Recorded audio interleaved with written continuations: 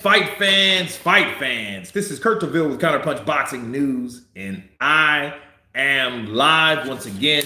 We have Ryan Garcia with the controversial beef between him and his promoter versus Oscar Duarte, hard-hitting puncher, ready to get it on. Let's go. Okay, so it should be on by now. Yeah, it's on. Boom.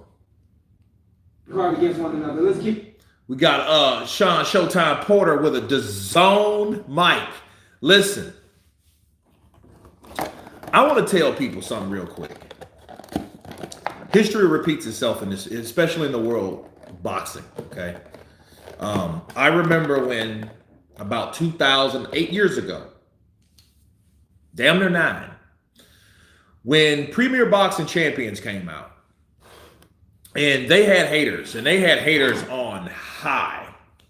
And they wanted people to see them fail. You had Bob Arum and Oscar De La Hoya, trying their best to sue Al Haymon for, pretty much grabbing most of Golden Boy's fighters, because those guys are from Golden Boy. Errol Spence, Danny Garcia, Deontay Wilder, the Charlos,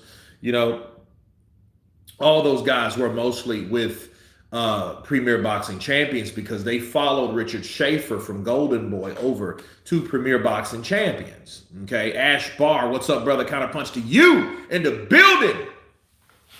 Man, I'm excited, man. I ain't went live in a while, so it seems like since Charlo, man, that wasn't that long ago. But anyway, I want to do more lives, and I would like to do more lives when I'm working.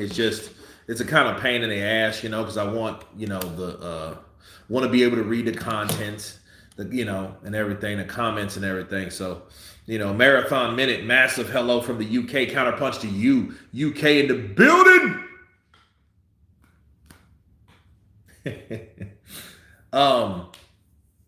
But yeah, so you had that haterade, they were drinking haterade by the gallons over there. Okay. Now, here's the strange thing. The strange thing was Shane Mosley Jr. versus Joshua Conley. Okay, that's the next fight. Little Sugar Shane Jr. So the irony of that was when Premier Boxing Champions got bigger and bigger and bigger and bigger and bigger, they had Fox. They had PBC had Fox. They had Showtime. They had a lot of fights. They had a lot of fighters. And at some point, Premier Boxing Champions became the new haters. So I guess they thought, their shit didn't stink. They weren't going anywhere. So, hey, we're here to stay. Al Haymon's got our back. He's smart. He's a businessman. He does what he needs to be doing, and he gets it done. And then all of a sudden, here comes DAZN. And the irony of it was that the same way Premier Boxing Champion, along with a lot of fighters like Deontay Wilder, Floyd Mayweather, you had Leonard Ellerby, these guys actually were the new haters. They talked down, oh, it's an app on your phone. What you can't watch it on your TV? And really, like, the idiots didn't understand. It totally went over their head. Like, wait a minute, bro. We've got TVs that you can hook up, phones that hooks up to your television. They're synced to your television by Wi-Fi. You hit the fucking button, you can watch anything on your phone, including DAZN. You know what I mean? They have DAZN apps in PlayStation 4, PlayStation 5, 360s, Xbox. They had the capability. You're not in... This is not 2002, 2005, even 2009. Okay, this was 2018 when DAZN came on the scene in America. If you know what I mean, bars. And they hated on it. They hated on the whole concept of an app. You know what I mean? And I'm like, okay, apps don't mean anything because apps are interchangeable. And that's crazy. It's crazy because you look at this whole ordeal with that, and the same people that did not want to go with DAZN are the same people that are with DAZN right now. Look at Shane. Look at Sean Porter. Sean Porter is blessed, bro, and he's fortunate. Sean wasn't a hater, though. I can't say Sean hated. I'm not gonna say that because I never heard him say anything derogatory about DAZN except when he thought Wilder was going to DAZN, and he was like, "Don't leave us," because he and a lot of those guys, they thought this is a family of PBC, which it's good to have loyalty and all that, but he didn't talk smack. He just didn't want Deontay Wilder to go there to get that money because he felt like, okay, well, this big family is splitting up. If Deontay leaves, and he was undefeated, the WBC champ for 5 years at the time, and he left PBC, now Heyman, to go to DAZN and fight on that, app. That's a huge strike, a huge blow, for DAZN, right? So that's what happened. Now, needless to say, where is he fighting Joseph Parker on? DAZN! Exactly, people. He was fighting him. He's fighting him on DAZN. That's a DAZN card. You seen Mayweather fight Deji. Remember that? On DAZN. See, they realized and got smart quick once the money started fizzing out. You know what I'm saying? Adari, Kurt, this Bridgerweight division and super cruiserweight division bullshit needs to stop. Well, it's not. Because this is what happened, I think. The WBA see the potential. And as long as somebody else, the pioneers of the game, like Mauricio, has already started it, they're like, hey, you know what? We like that idea. All they need is guys to fight in that division, and they got a whole new form of revenue. So that means now the question would be, is the Bridgerweight and the super cruiserweight the same thing? And that they are the same. So since they're the same, you have the WBC and the WBA coming together. And I think is it Paco Paco Bacasel, right? Paco Bacasel is, he's done some shady stuff too, so it doesn't surprise me. And all it takes is opportunity for somebody to say yes. But here's the weird thing. The weird thing is you're going to a division that's not really, popular, not really known. They have no notoriety whatsoever.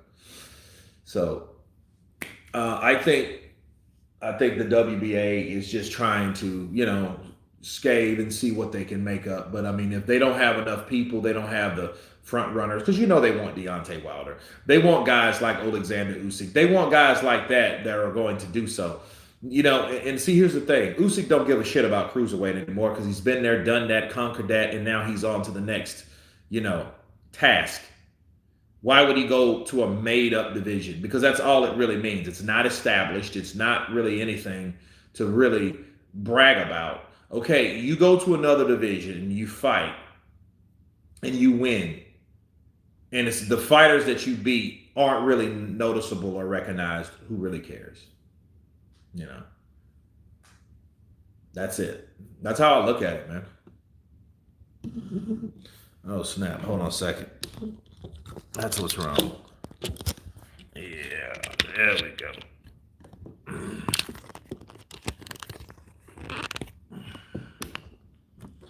There we go. Cool. Arizism, what's up, brother? Big up to you. Nico the Best. Frank Warren is the chief promoter of this upcoming event, December 23rd. Well, that's probably what Tyson Fury meant. He got a lot of fighters on that board, but they all came together to get it done. And he didn't do it by himself. So he needed something else and other fighters with other promoters. Simple.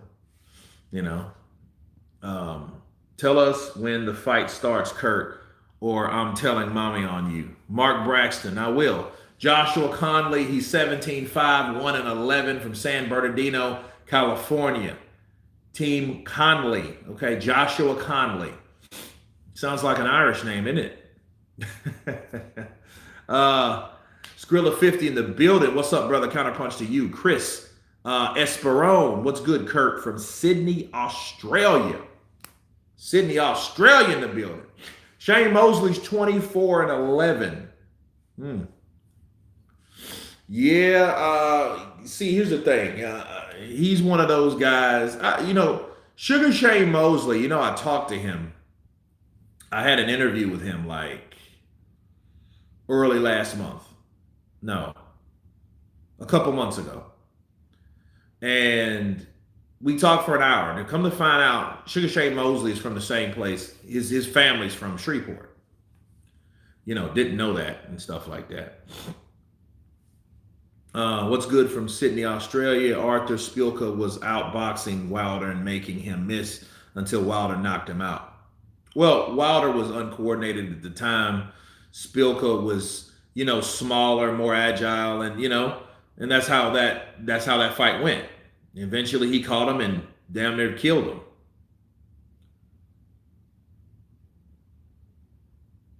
Junior's, coming in with the paw and jab. Oh, he gets caught with a left hook by Conley. Good left hook by Conley. Oh, good right hand. Left in the body. They're in exchange. They're in the pocket. This is going to be a good fight because, these guys are seasoned. They know how to win and they know how to lose. One guy has 5 losses, Conley, and Mosley Jr. has 4 losses. They both have about the same amount of knockouts, so they're pretty balanced. Good jab by Conley.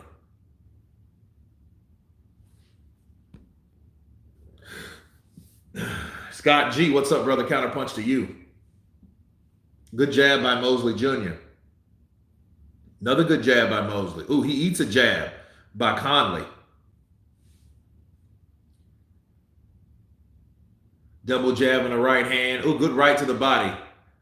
Oh, good body work by Conley. Jab to the body. Oh, Mosley misses with that. Oh, good right hand to the body. Oh, he gets clipped upside the ear by Conley as he's in the inside. He gets hit with the same punch. He better protect himself. He better put that shoulder off or rubberneck that shot, because if not, I don't know how good Mosley's chin is. I just know he wasn't like his father, so he was never that guy that got a lot of buzz. He's got his fights. I think he was on the Contender episode, and I think he lost from that. Oh, good jab to upstairs and a right hand to the body by Mosley. Mosley's trying to control it by getting his shots off and then working the clinch. Conley's countering. Sugar Shane. Mosley Jr., he keeps him back. See, he's trying to clinch him up to keep him from fighting on the inside.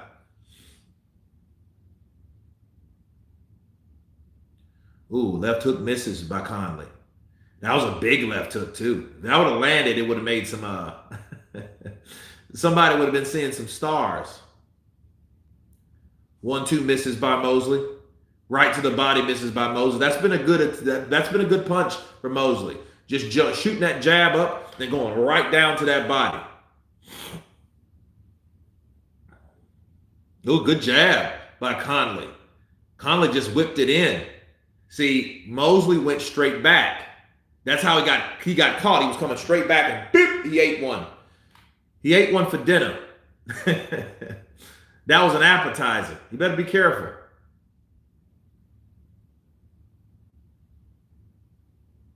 I like fights like this. There's not a lot on the line, but they're competitive because they want to advance in their careers. The bullshit more than likely is not the same, the corruption and stuff like that. Junto Cotto, sup Kurt from Philly, coming in blind. I've seen zero media on this. Yeah, you see more media with the controversy between Ryan Garcia and, of course, Oscar De La Hoya and Bernard Hopkins, the alien, the executioner. Do you root for Regis Prograis, hometown fighter? Absolutely, man. I got a lot of family in New Orleans. Actually, when I was working on Black and Blue, I was working with a guy named Frank Grizzo, and he was good friends with. He goes to the fights and stuff like that. So he's good friends. He trains there. He boxes here and there. James Bash coming in with that Cash. That's what I'm talking about, brother. Keep them coming. Keep them coming. But yeah, man, I'm going for Regis. Yeah, I'm going for Regis. I got to go for Regis. I like Devin Haney. You know what I mean? Me and his father are super cool.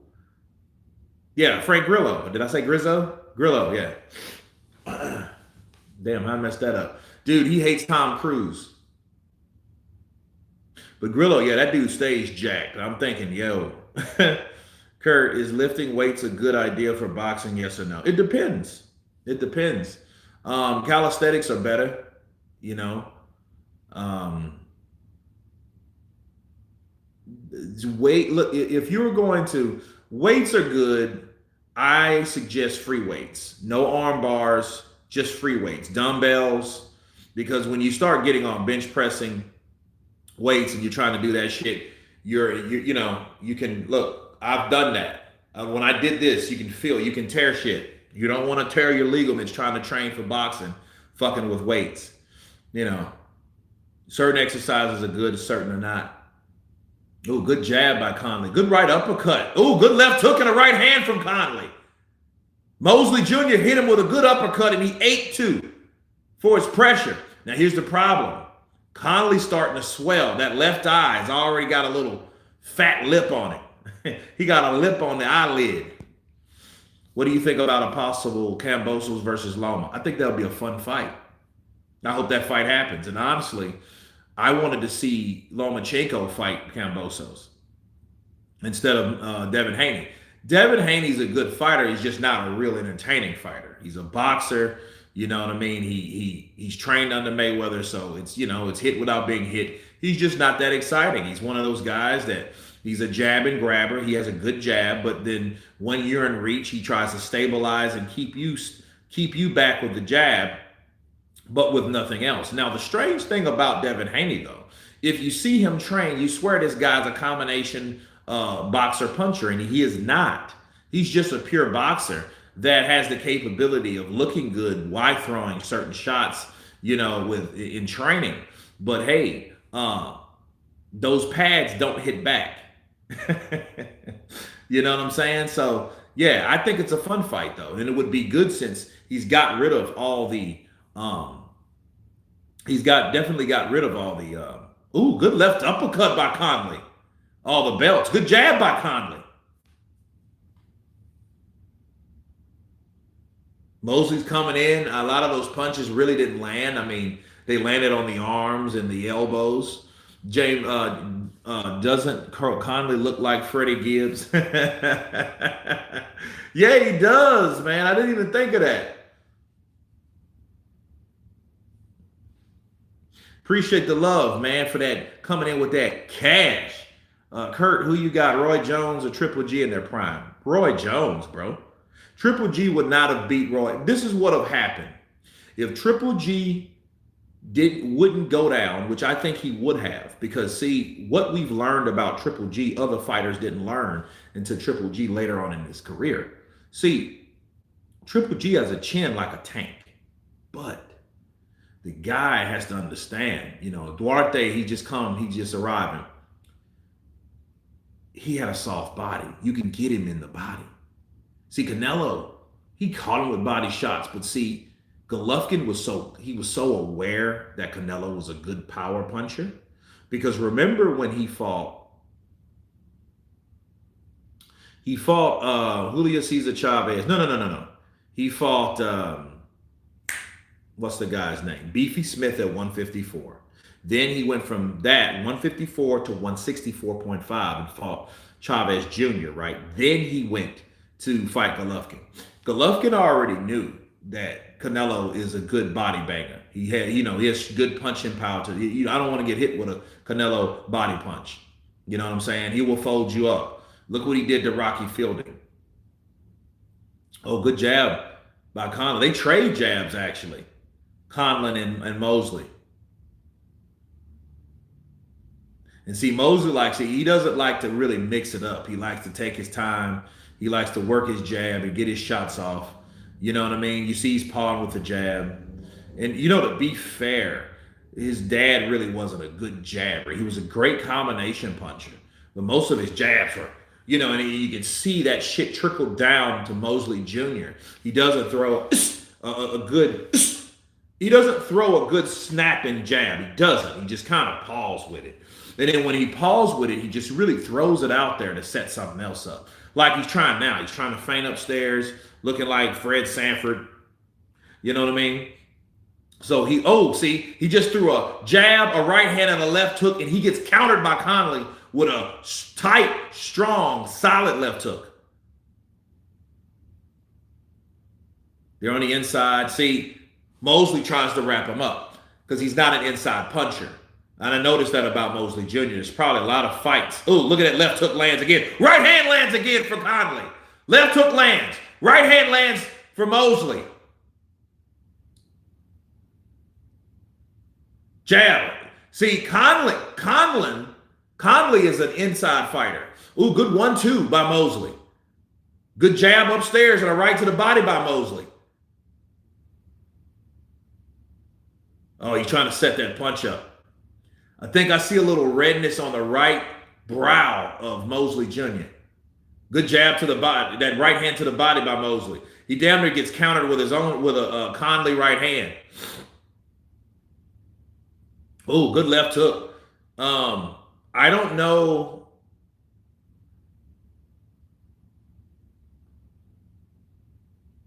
Yeah, see, like Mosley likes to smother him. He likes to smother people. Counter punch, sick as a dog, but still had to join up with boxing fan. Won't be commenting, but looking forward to the preliminary commentary. Jimmy Ola, man, I hope you feel better. You know, I'm not in bed. Like the weather keeps changing and all that shit. So, you know, it is what it is. Hope you feel better, bro. Vincent Salamatino. Hey, Salamatino in the building. He said, I love Tank. Devin a cornball. Well, I don't see Tank. Here's my problem with Tank. Tank is a guy that's disinterested into standard overall success of a boxer. He doesn't care. He's like a guy that he's more like fucking Achilles. He doesn't care about, he's talented, but he doesn't care about like unifying. He doesn't care about, things like a good left hook. Yeah, that caught Mosley. Sharp.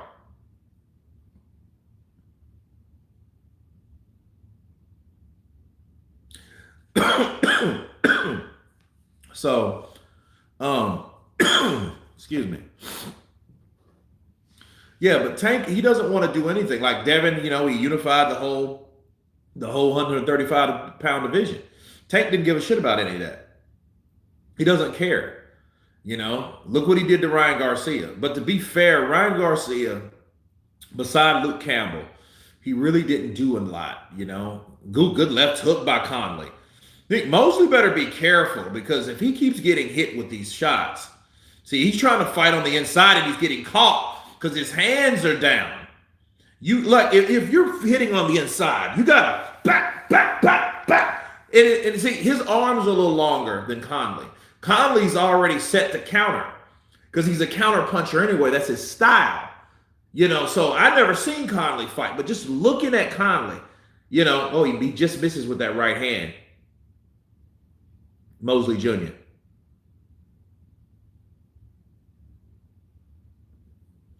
Yeah, like Shane Mosley, he definitely needs to work on the inside. He needs to get somebody in there that helps him. You know what I mean? Because he has no standard attack that's working for him. Besides the right hand to the body, he just threw a right uppercut to the body. That's been pretty successful. But he's getting caught with shots like this. This is a 10-rounder.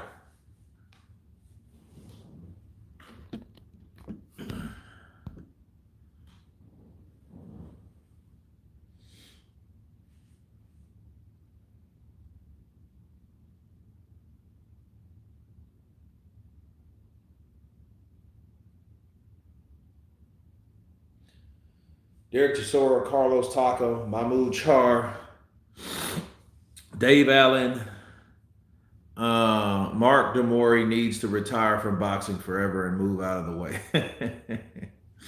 Well, hey, I think this is their final. I think, especially Mark DeMora, he's probably getting a cool million or two. You know what I'm saying? So that's his retirement. So I'm like, why not? If he invests his money properly, he should be fine. Unless he's in a lot of debt already.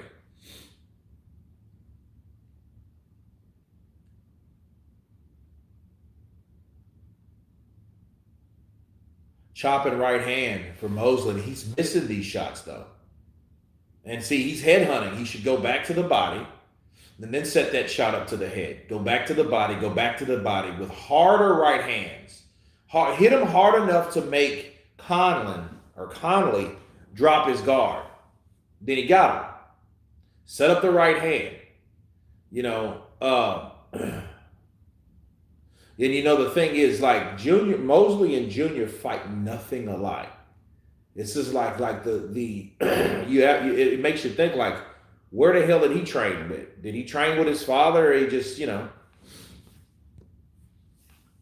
Hey, what's up, Kurt? Just joined the stream. Julian Falcon in the building. What's up, brother? Counterpunch to you. Junto Cotto, any updates on the Big Up England, Lennox Lewis versus Rampage? I'm intrigued. No, man. I mean, Lennox Lewis. This is what happened. Lennox Lewis walked up to him. Why did a dude looking like the dictator from North Korea? The dude in front of him, he's looking like Kim Sung Yoon. We got Scofield's locker room. Damn, he looked like a little Sean Porter. He looked like a young ass Sean Porter. He just probably more built. Dude's jacked, little jacked ass dude. But no, man, like they wanted Lennox Lewis to come back, Lennox Lewis, man, like I told you, I wouldn't mess with Lennox Lewis. If Lennox Lewis walked up to me like talking cash money shit to me, like, hey, Kurt, I think you're lame. I think you're lame for talking that shit about me. You know nothing about my career. I don't know what you're talking about, Kurt. I think you were lame. Mosley was nice. There isn't really a boxer like him currently. No, Vincent, it ain't. His son, I mean, I think he's had some tough fights, but he's just not as good as his father. He's not anywhere near his father's potential.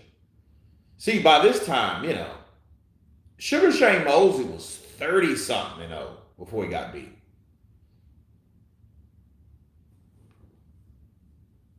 I mean, Mosley whooped De La Hoya. He whooped Antonio Diaz. He whooped Jesse James Leija. He whooped De La Hoya again. He finally got caught with the guy that took him out anyway. A guy that had his number, which was Vernon Forrest.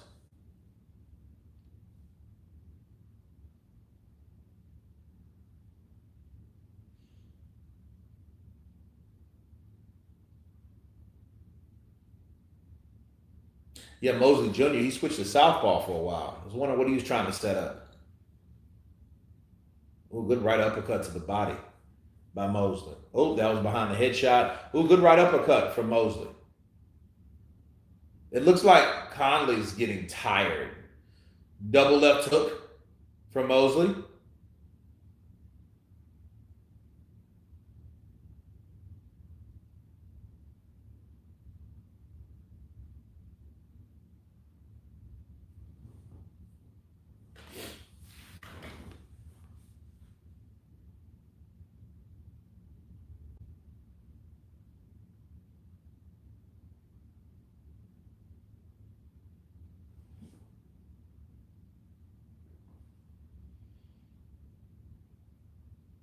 Oh, good left hook and right uppercut by Mosley Jr. And those are some shots he should definitely be throwing, simply because now this is what happens. See, with Mosley. Oh, good right uppercut to the body by Mosley. Mosley needs more space, so I think he should get close enough. Oh, good right uppercut by Conley. That got Mosley Jr.'s attention. Mosley versus Cotto was a good Mosley fight. Yeah, it was. It's just Cotto was the man. That's before he got cheated, you know, in one of the most corrupted fights that I've ever saw. Everybody knew he had cash in his fucking gloves. They knew he had that shit. You can tell from the wraps where it's expanded. Nothing looks like that, bro. No wraps look that fat. Look at Ryan Garcia with a white Cuban suit on. Looking like Mr. Garcia. You looking like he's 36 instead of 26. Floyd Scofield is looking good. Okay. Mosley, okay. Yo, Kurt, ¿qué pasa, brother? We're in for another one. Henry G, absolutely. Absolutely, Henry. We're in for another one.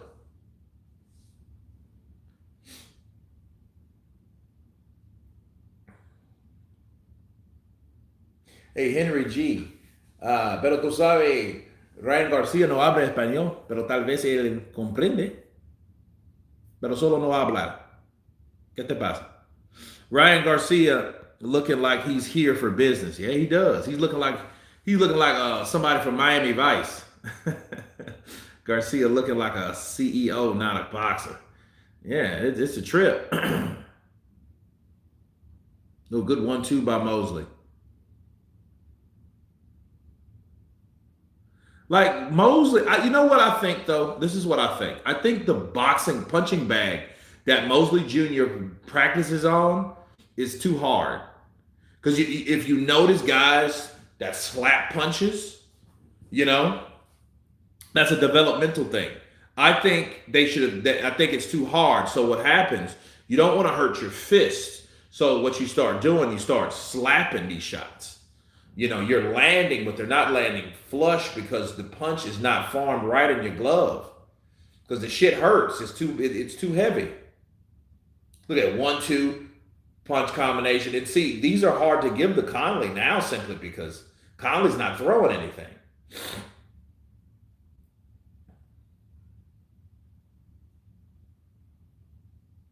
Ooh, good overhand right by Mosley.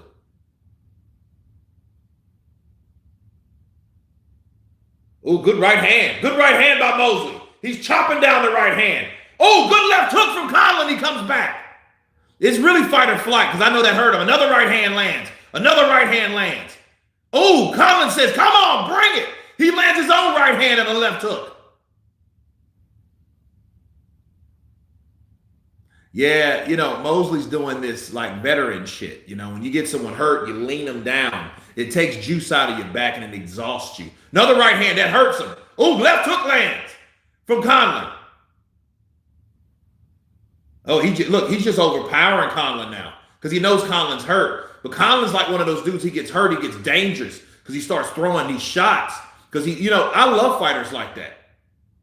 I love fighters like that. Oh.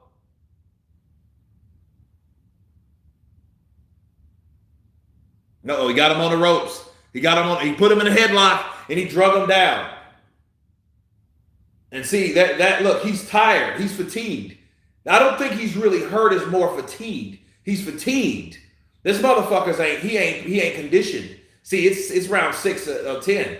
Look, Mosley throws a right and misses. Because it's not really much to his repertoire. That ref is gonna stop this shit because he's not throwing anymore.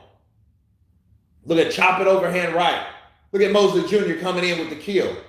See, look, those shots are just fucking, you know, they're not crisp shots. Oh, good left hook from Conley. Oh, good left hook from Conley. Man, oh, yeah, Conley's fucked up. What's wrong with him? What's wrong with this fucking guy? Last shot that Josh Conley landed, that might have wobbled the legs a little bit of Shane Mosley Jr. Yeah, I mean, it landed. Bow! It went upside. And then see, Conley's one of those dudes, he gets hurt and throws wild shots like I just told you. Look at this shit. So, that's that pawn-ass jab for Mosley. Boom! He gets hit with a shot. Okay. That hurt him. That hurt Conley. Right uppercut kind of maybe taps the chin a little bit. Unless he's Dillian White, that shouldn't have hurt. Okay, so look at this. Okay, he goes overhand. Boom! He gets hit.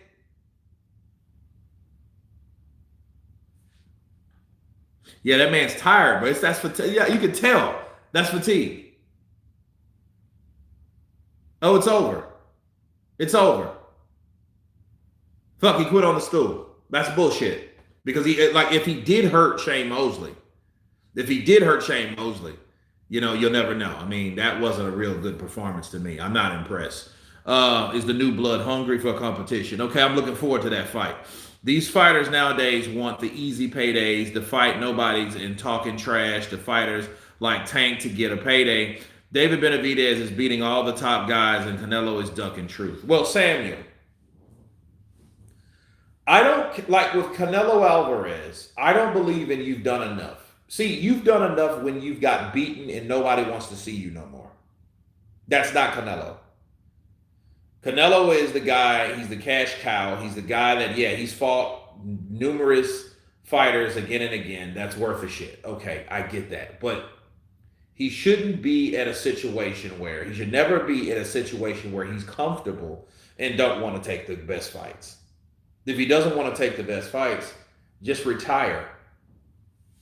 Go sell your gas, open your gas companies. You're still a millionaire, and just do that. Do your thing. Because it doesn't really matter, and it doesn't pay for you to sit there and say, oh, he's done enough. And people will try to excuse that. Well, hey, he's done enough. Well, is he done enough how? Has he done enough to fucking quit or retire? Yeah. Fine, then go. Because if anybody has that mindset, I'm strict on boxers, bro. I don't give a shit. See, that hurt him. Those left hooks. Look, that left hook was hurting Mosley, bro. But understand this. I never want a fighter to get comfortable saying, man, I've fought everybody. You know what I mean? Now, at the same token, I don't like how everyone tries to fight one fucking person. That makes all the sense in the world. You know what I mean? That sucks. Henry G. Oh, my brother, para presidente from your friend Henry Gomez. Henry Gomez, I appreciate you, brother. Thank you for the presidente de enero. Yo comprar un presidente cuando yo regresar para República Dominicana porque me gusta presidente light es mejor, pero tú no puedes comprar aquí en Estados Unidos. You can't. There's nowhere you can get that shit. It's Presidente, and they have a brewery some places, like in the East Coast, but they do not, I repeat, they do not have Presidente Light. They don't have Presidente Gold. They don't have it's golden, actually. They don't have Presidente Black. Black, golden, and it's another one.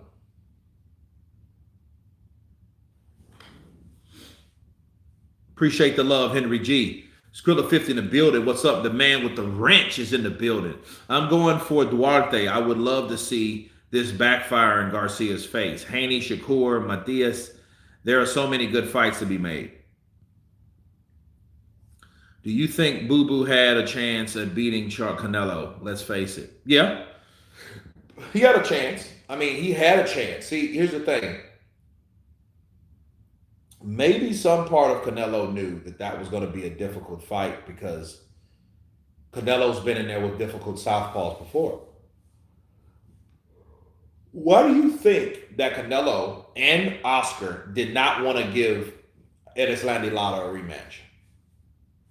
As controversial as that may sound, that's what it was. Joshua Conley, he just wasn't in shape. But he's a warrior, though. But I didn't like that quitting shit,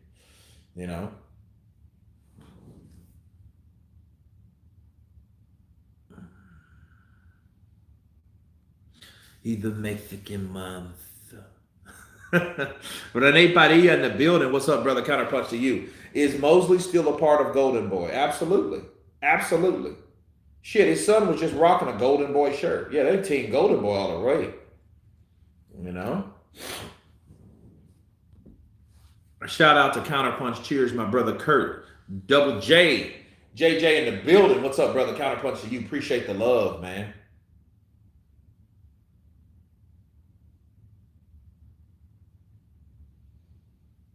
Ooh, good overhand right for Mosley. Good right uppercut for Mosley.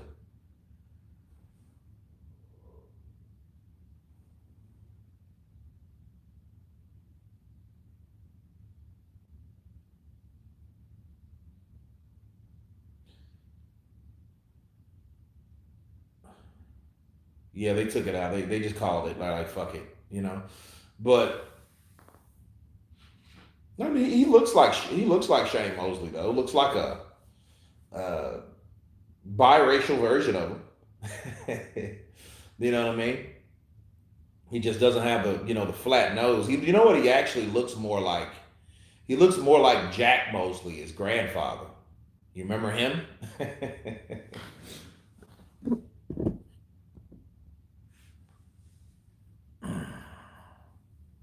Lumo, talk, say something. Okay.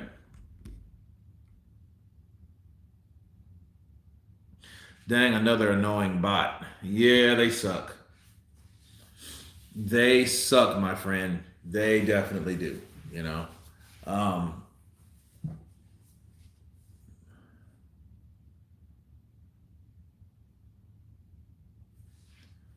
he looks like a mix between Linares and his father. Jorge Linares. Mike Tyson showed the world that he would be a great trainer if he actually trained a boxer. Hey, man, that's true. I would love, like I told you guys, man, I would love Mike Tyson to train Oscar Rivas. Fuck all those guys in Canada. Come down to Las Vegas or wherever the hell Mike Tyson lives and let him train you. The way Rivas is strong, he's durable, he's tough, he's just not trained properly. He doesn't have the right type of guidance, the right type of training. You know, you tell he's a physical specimen. He's not the biggest heavyweight. He's like 6'1". But this guy is strong. He took all of Dillian White's shit and still dropped him with a left uppercut. You know, Boo Boo versus Lara. Lara's older now, man. Lara's my age, bro. Lara's done. Like, I ain't gonna say he's done, but see, I don't like fights like Danny Garcia versus Edislandi Lara. I don't like those type fights, and they haven't been able to get that off the ground because Showtime went belly up. So I don't know, and I don't even want that fight to happen, honestly. You know why? Because Danny Garcia fighting Edislandi Lara now.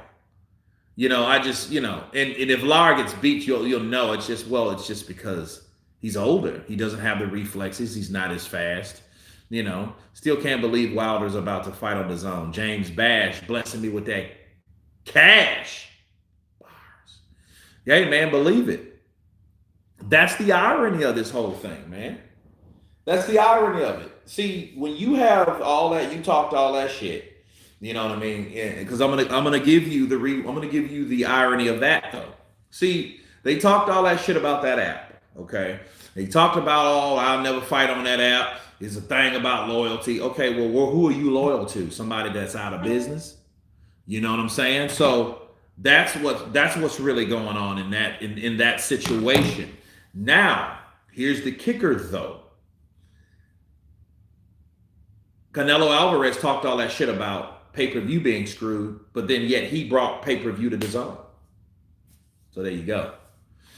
You can get training tips online now. No, it's not the same, bro. It's not the same watching someone with a similar build than you do what you could possibly do, show you how it's done. You know what I mean? Like, that's like Mike Tyson training Oscar Rivas is the equivalent of Lennox Lewis training Anthony Joshua. Counterpunch. See, everybody knows the style of Lewis, bop, bop, bop, throwing those combinations, uppercut, you know what I mean? Chris left hook, right hand, left hook, you know what I mean? He does it and he can fight on the inside. Let me tell you something. That's the equivalent of Mike Tyson showing Oscar Rivas how it's done. You get in there. You get in there. You side to side. You're throwing uppercuts. That's Oscar's style based on how he's built. Just like Lennox Lewis is tall, rangy, powerful. Joshua, same shit. That's why it would be better. That's why if I woke up and heard that Lennox Lewis is training Anthony Joshua, he got a shot against anybody. Because now he's starting to fight with somebody that knows. He knows how his shortcomings. Lennox Lewis was chinny. Lennox Lewis, it took him a long time to get back to where he was after he got knocked out by McCall. He had 5 fights after the McCall loss. And he still wasn't ready to take on McCall again because he took his time. He gradually got better, built the confidence back. Then he got with who? Emmanuel Stewart, Crunk's Gym. So you think Lennox Lewis didn't pertain that in learning what he learned from Sugar, not even Sugar Hill, from the original guy himself, the original OG, Emmanuel Stewart? You think he didn't learn anything and he's pouring it into these kids in Jamaica? Of course he did. Absolutely. If he got with AJ and they just put their fucking differences to the side and all this stuff and came together, yes. That would be what AJ needs, not fucking Ben Davison, best friend of Tyson Fury or any fucking body else, really. Go all the way over here with Derek James and all of a sudden you up and split. You know what I'm saying? It's just like Mike Tyson training Oscar Rivas, he would probably make him the next heavyweight champion of the world. If he, and I do agree. If Mike Tyson just said, I'm going to train you, Oscar, listen to me. Look, translate for me. I want to train you. You got what it takes. I seen you fight. You just need somebody. You need a peekaboo technique. You get in there and you uppercut these motherfuckers. You go to the body. I can teach you this. You understand? Oscar, you understand? Tommy, Numba, sorry. That's why I watch Counterpunch Boxing. You make sense. Man, I try. Man. Did you see Michael Conley versus Jordan Gill? Personally, I'm glad to see Gill making a comeback. Did Michael Conley lose? Albuga, what's up, brother? Counterpunch to you. That's too accurate. Skrilla 50, I think so. Best impressions, really good impression. That's how, I'm just trying to, this Mike, I'm just trying to, you need somebody to help you. You need help, help. You need somebody to help you so I can get you, show me what you got right now. Just show me. Oscar, no, you gotta get in there. You gotta flip the jab and flip the jab, run uppercut, flip the jab overhand, right? And then he could get this guy right for anybody. And somebody trained by Mike Tyson is a fucking headache for somebody like Joshua. Why? Because Joshua does not like shorter fighters. Oscar Rivas is like a big ass banana peel. Let's hear this. How many jobs you ain't like? Where you work at? It's my only job. Put my all in this right here. There you go. Come on. There you go, bro. I just listen, I just man, you had losses removed, man. I don't know where my losses. I put my all into it, and this is why I'm here. And this is why I'm here. That's cool. And guess what? He was doing. He was doing. I'm here too. Shit, I still did all that. I'm here too. I'm here too. You're gonna get hurt, bro. Yeah. You never had a street fight. You think I never had a street fight? You said it. You never had a street fight. You said a school. I ain't never been. Oh, man. I didn't even go to school. You're talking about. That's the worst. I didn't even want you. That's the worst. That's the worst. What are you talking about? This is the worst, bro. Exactly. That's even worse. Talking about the public in the school system. That's even worse. You manufacturing all of this shit. That's good. I dropped out in 7th grade to be here right now. That's good. That's good. That's all. That's good. 34. I'm 24. Hey, I'm in the same position, Dick.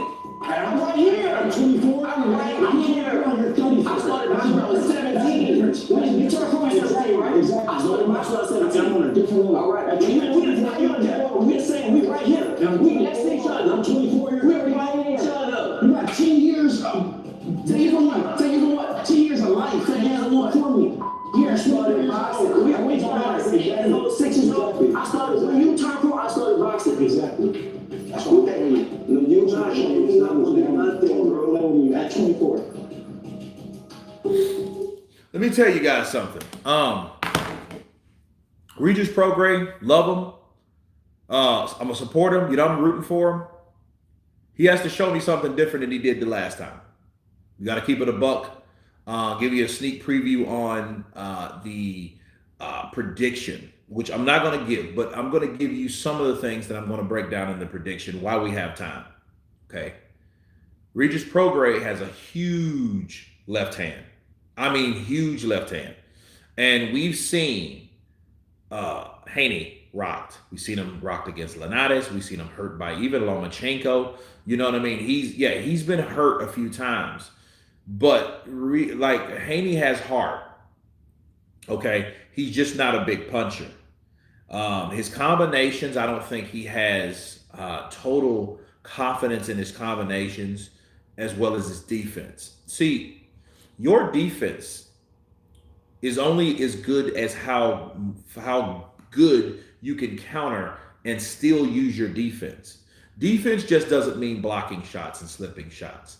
Defense also requires you to attack and defend and block and parry and everything else. How good are you at throwing shots, constant shots, and still slipping shots? Not just throwing once at a time or jab or right hand grab. That's not really defense, and it shows you that you're not confident enough in your own defense. You should be able to slip, slip. You know what I'm saying? You should be able to constantly attack while use defense, not one then the other, back and forth, simultaneously. That's how it's done. And I don't think Devin has that. Not saying he can't catch and shoot, not saying he can't do certain things. I'm just saying he's not confident in doing that based on how he fights. If that makes sense to anybody. See, when you see somebody, I'm going to give you a perfect example. AJ, when he fought Franklin. AJ, when he fought Franklin, it wasn't a fluid AJ. It was a AJ that was kind of unsure on what he could do versus what the other guy could do. Devin Haney fights like that. Yeah, you can win a fight jabbing, when in doubt, grabbing. You can win fights like that. But how entertaining is it? How are you learning anything?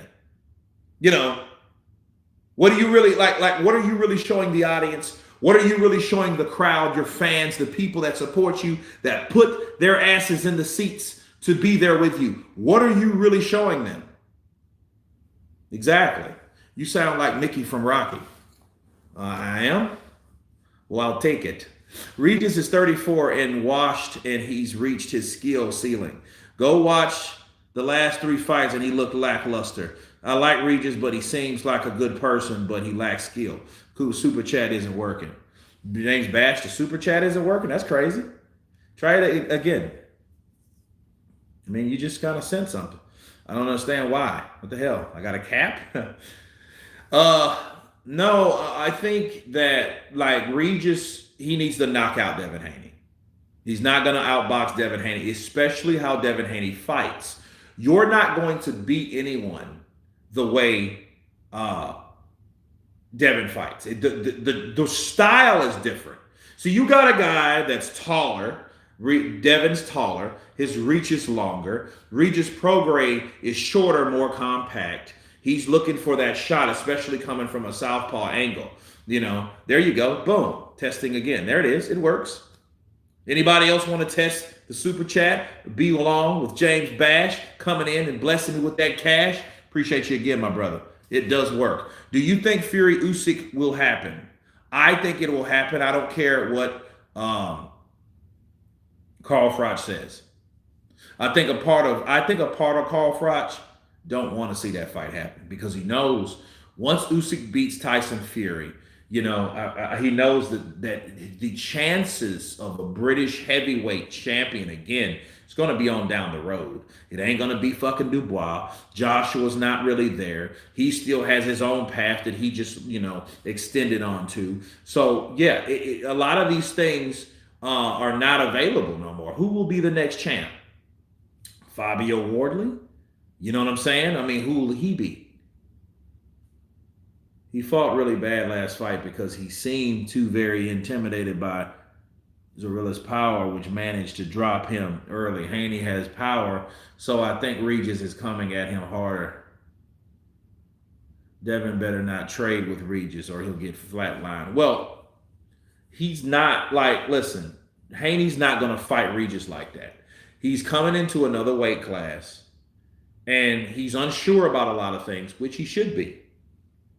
He should be unsure about how he gets affected with a punch, how his punches affect people. He doesn't know how his punches will impact the next division. You know, this is the former undisputed lightweight champion going to light welter, junior welter, as some people might call it, right? So we don't know how he's going to be. And I don't think if we don't know, he sure the hell doesn't know. He might have confidence in what he's going to do, but at the same time, no. How will Usyk versus Fury sell? It will sell. Because see, what happens is what Turkey, like your excellency, did the damn deal. How did he do the damn deal? He made everybody come together. Everybody that was somebody come together, except for the exception of Francis Ngannou and Zhilei Zhang. However, didn't really matter because we just seen Ngannou. You know what I'm saying? So that's all one umbrella now. Doesn't matter. He has everybody that he could possibly have to make a mega fight because he knows the mega fight, the day of reckoning, is attached to the Usyk versus Tyson. See, when you have all these attachments, this shit's like looking at Infinity Wars versus the Endgame.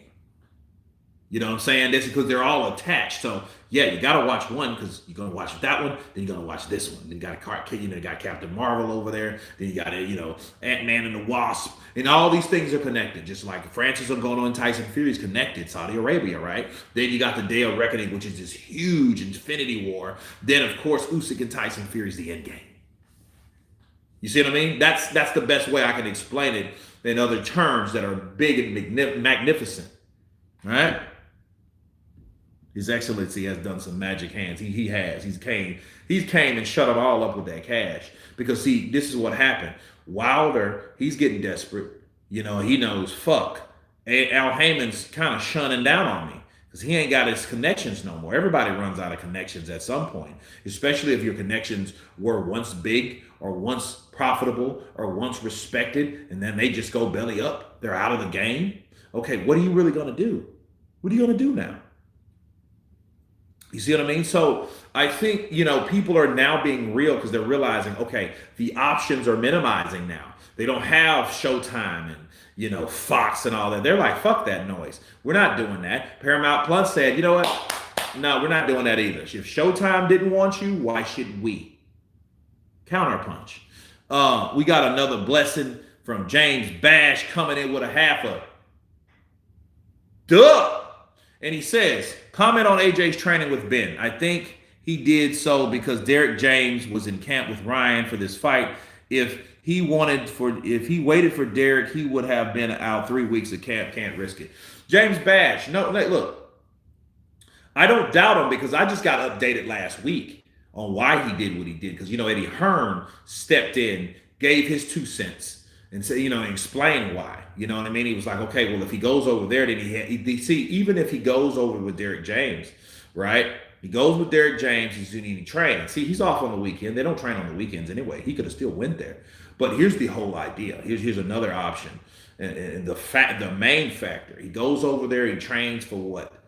2-3 weeks, maybe, tops. Then he has to fly to Saudi Arabia, get acclimated. So how much time do you really have with that particular coach? I mean, small is better than none, but still, In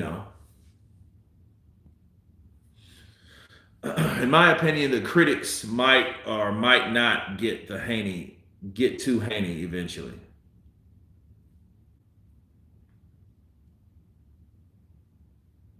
He's looking like a young Sean Porter. Damn, Sean, you didn't go to DR and damn, he has to smile like Sean Porter too. Just got this like cut, Well, I see the Dominican flag right there, Que lo que, muchacho. Okay, let's see. Okay.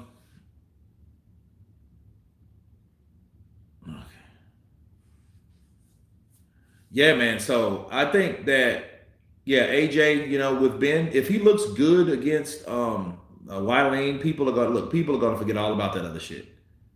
You know what I mean? And then this is what's gonna happen. If he looks get good with Otto Wileen, you guys hit that like button for me. We got 39 people and 100 people floating in and out of here. So the first thing people are going to say, now this is the weird thing. See, if he gets with Ben Davison, we've heard. I got a video coming. I'm probably going to drop it at midnight tonight about AJ and his training and updates on that. But if he knocks out Otto Wileen, the first thing people are going to recommend is, hey, why don't you stay in the UK? You got Ben Davison. Ben Davison's not going back to Tyson Fury. Tyson Fury has David Sugar Hill. Prime Chapo Rosario versus who in the game now? Everyone. Everyone.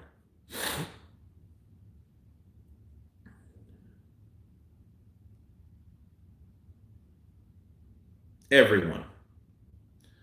Floyd Scofield versus Ricardo Lopez. Okay.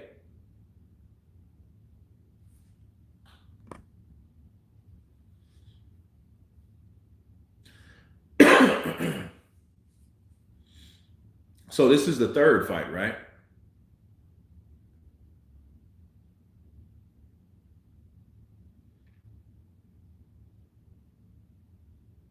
Lopez looks like he doesn't belong in the division. He looks like he's draining. He looks like he's weight drained. Okay, one of Ronnie Shields. Oh, good combinations. Oh, he's a hooker. Good jab. Good right, then a hook off the right hand, followed by the jab. All of it is following the jab. So, yeah, good boxing fundamentals. I can tell already.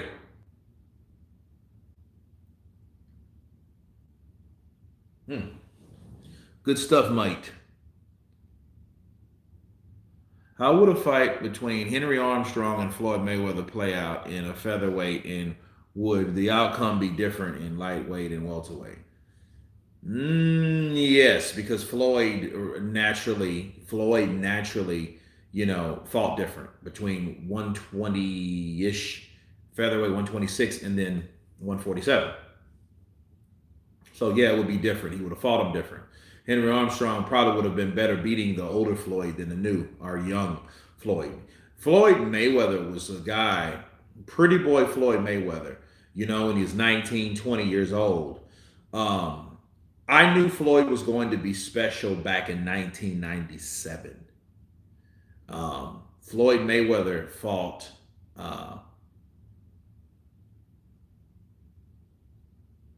Angel Manfredi.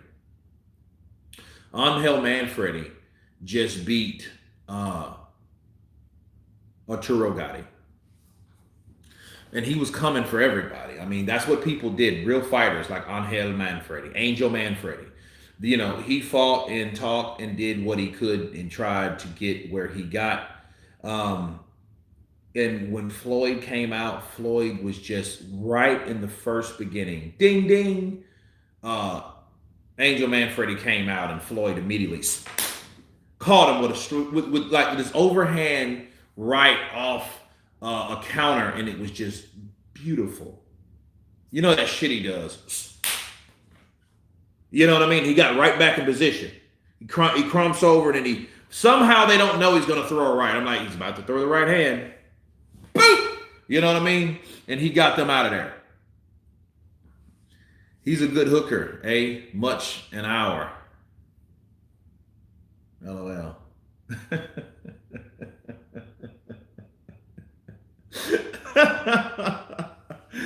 Oh, man. Barnes.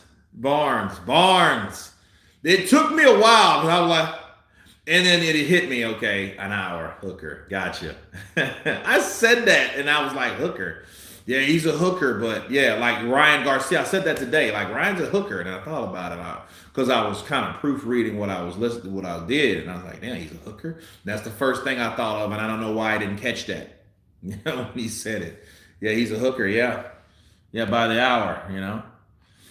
Who's your favorite foreign fighter? Mine is Azuma Nelson, the professor. I don't know, foreign.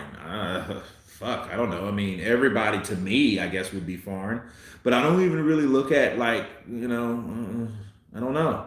I think you should be more specific because when you say foreign fighter, that means anybody out of the U.S. That's a huge pool to pick from. Huge pool to pick from.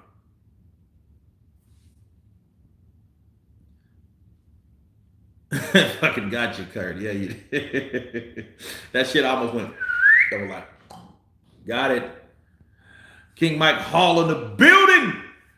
Older Floyd is definitely masterminded. Younger Floyd was a defensive genius and an offensive juggernaut at the lower weight classes. Yeah. Floyd, see, here's the thing. Floyd did not get what he wanted.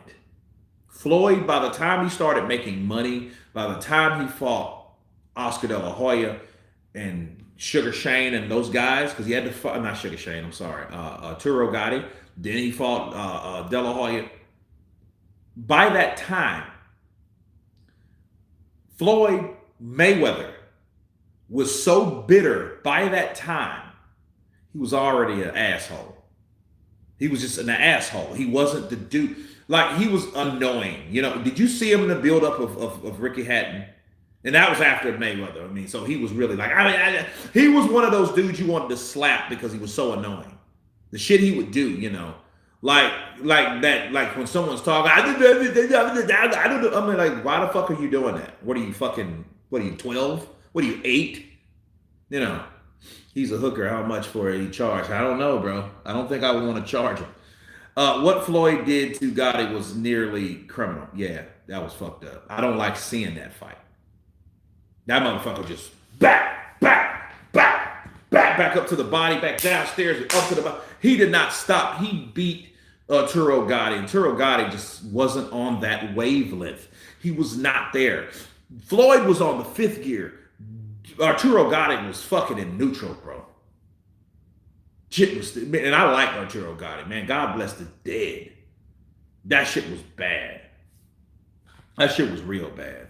I think Armstrong would put a lot of heavy offense on Floyd. Armstrong had a lot of good defense himself. I think God got Armstrong.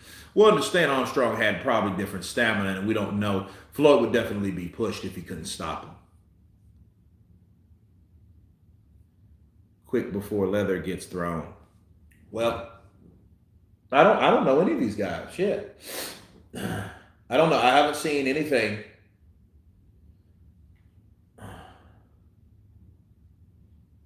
No, good jab. Good jab by Scofield. Ooh, triple, quadruple jab. Working that jab. Oh, good right hand. And look, he threw the right hand away to pop him with a left. Right between the guard. Yeah, this Tijuana guy here from, Lopez from Tijuana. Jab upstairs, jab upstairs. Good right hand from Lopez. Lopez countered. He countered. He got caught with that jab. He slipped back and pegged him right on that little scar that he got. Little Scofield. Or is it Schofield? Is it Schofield or Scofield? I think it's Schofield.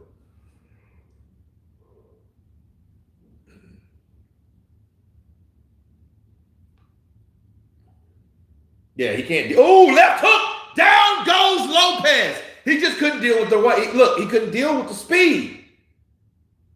With the hook. Damn. He was like, bah! I'm like, oh. Yeah, you're going to get him out of there. Get him out of there. Don't play with him. 1, 2, 3. Down he goes again. Down goes Lopez. Down goes Lopez. I've been watching the Big George Foreman movie today. Down goes Frazier. So, yeah, I was watching that this afternoon with my dad. Oh, down he goes again. It should be a 3 knockdown rule. No, he's counting again. Dude, that's 3 knockdowns, all in the first round. Albuga, come on. Who was the matchmaker? I don't know. It's over, though. Goodbye, Lopez. Buenos dias. Look, Lopez said, fuck it. Look, he gets caught with another right and another left to right. Down he goes again. Let's just call it a quit, dude. That's it. Over! Finito. Finito. Texan referee likes seeing Mexicans get beat up. Well, it ain't bitches. And look, that'd have been, Let that been in the UK. Shit, he done went down twice. Hey, if he would paint the room. Bandito. Yeah. Was Big George Mormon movie good? Heard there was some people who didn't like it, so I was wondering if I should give it a watch myself. Julian Falcon, I would give it a watch. I'll definitely give it a watch. Look at De La Hoya. Wow, you're good. You're really good. You're fast. Oh, you got a nice body. Stop.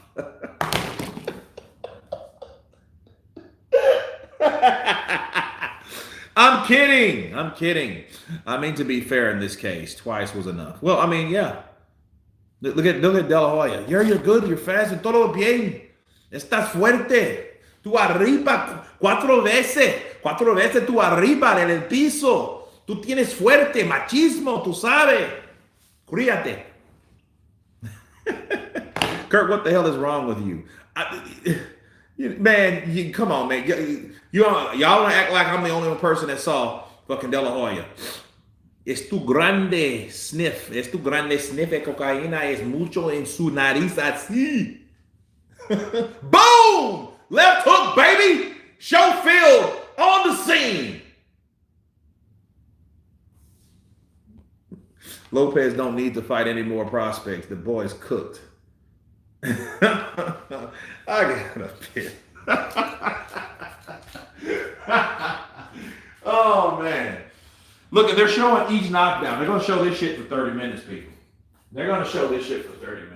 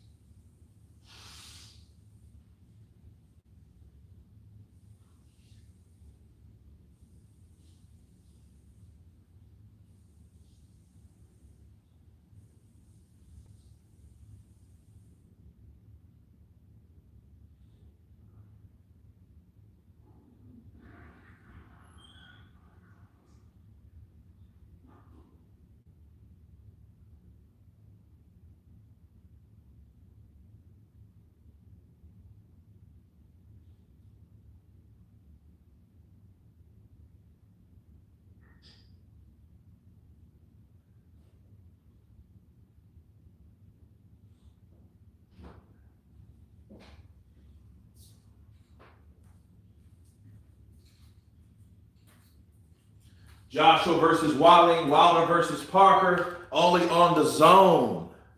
Isn't that interesting?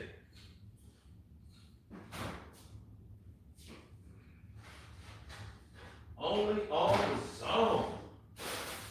Tell me it ain't so.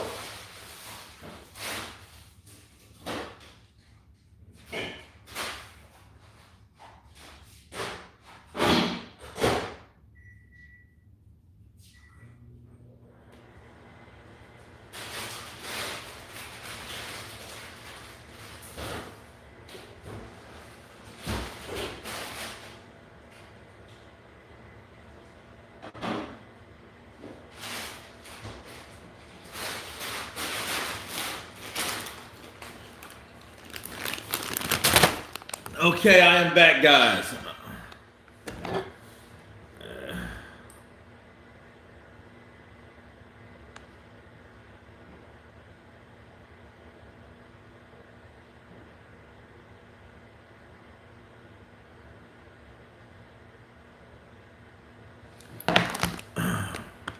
Scofield, baby. Scofield seems like a nice dude. He seems chill. Let's see. You didn't really want to fight after the first knockdown, and I just wanted to get him out of here. I don't want to prolong it. Like I said, tough guy, durable guy. I just did what I had to do, and I had to become victorious. So you did what you had to do, which look at some of these highlights here. What was the game plan for you coming in? I told you guys, I'm gonna start using my jab. My dad could play out using my jab, so I started using my jab, and this is what happens, when I use it and stuff. Surprised he got up 3 of those times? Like I said, kudos to him, he's a tough guy. He got up. I'm glad he got up. I'm glad he can go home. Like I said, I appreciate him. Thank you. And on to the next. Talked about the statement that kind of win like this makes. You're wearing a title around your shoulder there. What kind of fights do you think you're ready for at this point? I'm ready for them all. Throw them at me. But I got a great team with Bernard and Oscar behind me, so they're going to guide me right. And I take my time listening to them. They're going to make me a world champion. Been a lot of talk about maybe Jojo Diaz in your next fight. How do you feel about that? I feel like after tonight, he won't be saying my name no more. Oh, Jojo! You heard that? Let me escucha, Jojo. Right now. Oh, come with your bike speed, Joe. Look at Oscar. Oscar got a white chili beard now. That's not my color. It's cocaine.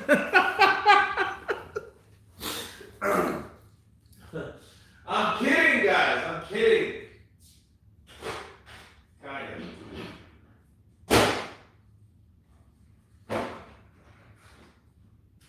Okay, it's not ready yet. I like mine hot, bro.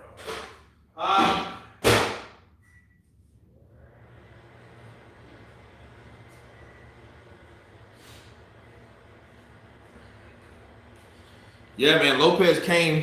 He showed everybody that he's from Tijuana. Holy shit, Kurt, your audio is synced with mine. Is that Green Barnes? What up, Kurt? Do you think Wilder will be champion again? It depends. It depends on how long he stays in the game. See, let's say after after the Joshua saga, he may just want to retire, especially if he loses. If Wilder loses to Joshua, he probably will just retire with the money, go back home to his beautiful fiance, have another baby, and chunk up the deuces, man. You know what I'm saying? And live happily ever after. Go holler at his statue in is it in Mississippi or is it in Alabama? You know what I mean? He can, Wilder doesn't have to do shit, man. Let me explain something to you guys about Wilder. Wilder doesn't have to do anything because the money that he's made good investments because, see, I think he has a good team around him, but I think now he has a better woman. I think I've talked to, let me break something down to you guys. I've talked to the best friend of Wilder, or one of the best friends of Wilder. I've talked to people that know Wilder. I've talked to Wilder's father-in-law just recently.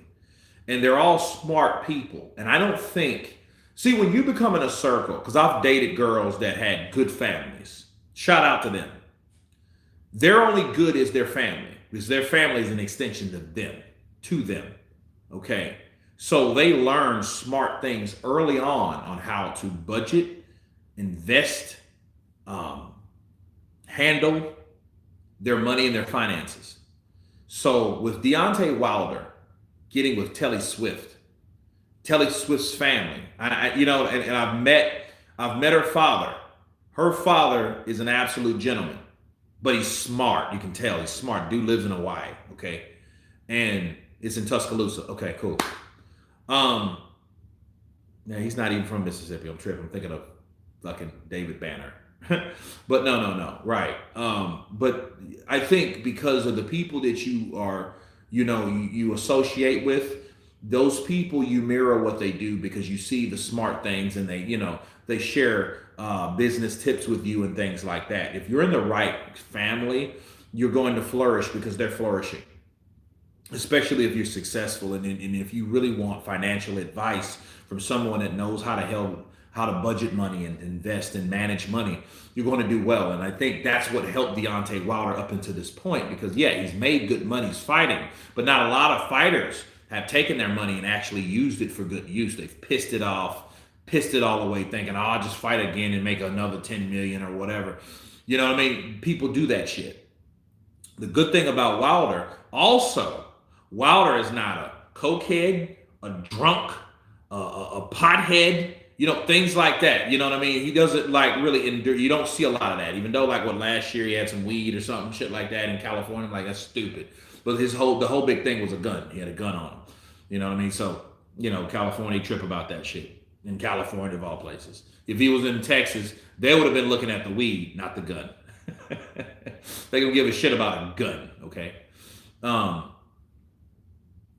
But no, seriously though, I think, you know, he's not a guy that overindulges and stuff like that, you know. So yeah, I think he's doing good. So for him coming back to the sport, yeah, he's coming back for his retirement money. That's why he's saying this time is gonna be real good for me. I'm gonna have a good time, because he knows that he's not gonna bullshit. He's not gonna put his ego at risk or at stake or on display for him to fuck himself out of a whole opportunity like he did 5 years ago. You know what I'm saying? That's what I see about Wilder. That's why he's not talking wild or reckless now. He'll still say some slick shit, like Joshua said some slick shit recently, but he was in response of what Wilder told him. You know what I mean? But, you know, to be fair, none of these guys, I mean, Joshua didn't really say anything to Wilder at all.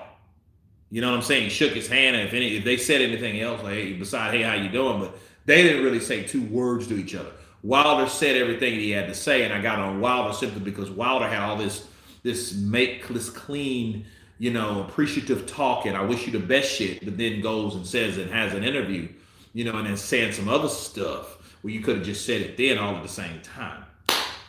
However, you know, this is a different mindset of Wilder. So Wilder's, you know, playing like that, like this cool, good guy, right? Wilder has a stronger mentality than Joshua.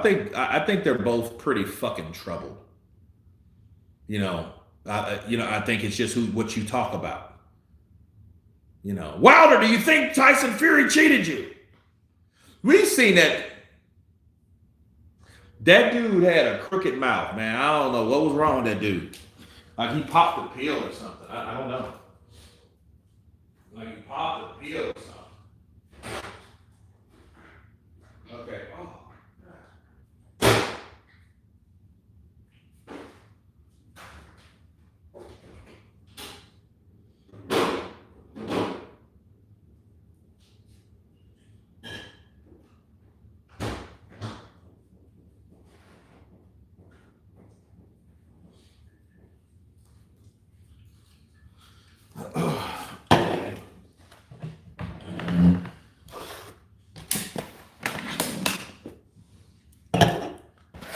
Dude, I remember back in the day, Pizza Hut was like some of the best pizza around. Now it's just a regular pizza chain. If you want quality pizza, you're going to have to go somewhere like a pizza spot. Hey, fair points. No, I mean, I think they're both kind of, and I think that last Usyk loss really put him back. You know, I think everybody's saying that Joshua is very tentative. Well, here's the deal. Tentative. You know, fighting someone like Usyk, I think he will be. I don't think he ever like overcame that. You know what I mean? I don't think he overcame that.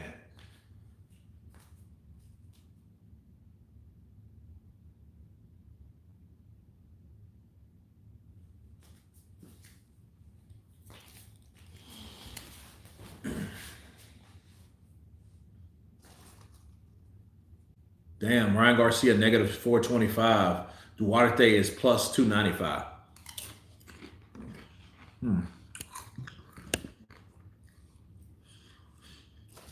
Well, I think the main event's coming up next. See, that's what happens when you get these young, you know, flashy guys out there, very overqualified.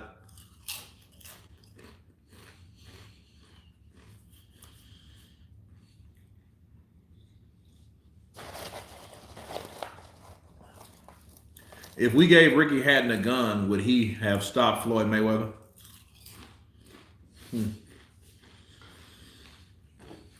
I don't know. Look, Ricky did a better job with Floyd than he did with Manny.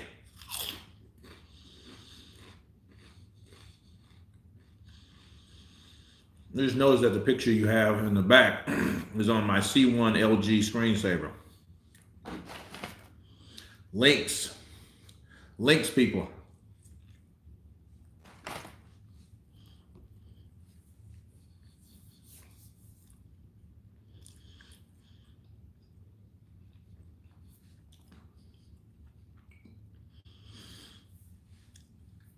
Kurt, what did you make of AJ when Wilder was talking to him saying, I wish you all the best? People were saying AJ looked scared. No, he didn't look scared. He looked pissed. He looked like a person on edge that was ready to say something that he didn't get the opportunity to say. That's how he came off to me.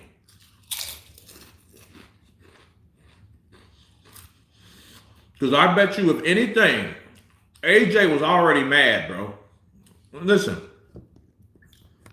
AJ has been very bitter, high-strung lately with everybody, pretty much. You've seen aggression that he, against the narrator, the host. You ain't my promoter, so you don't dictate my career. I'm like, damn, dog. I mean, like, what fucking AJ is that?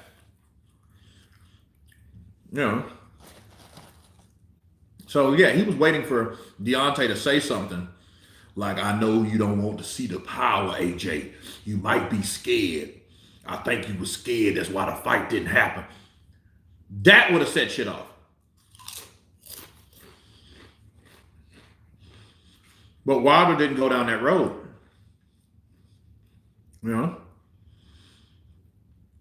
He went right. He didn't go left.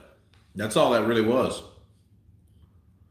Hey, Kurt, hope everything is fine. I'm going for Garcia KO round 7. The Weasel up!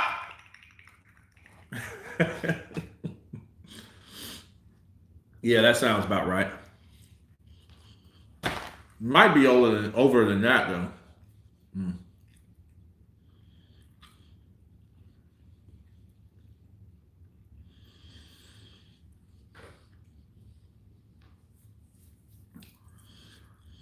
Stop. You're making me hungry, man. It's 3 a.m. Well, it's 9:04 here, brother.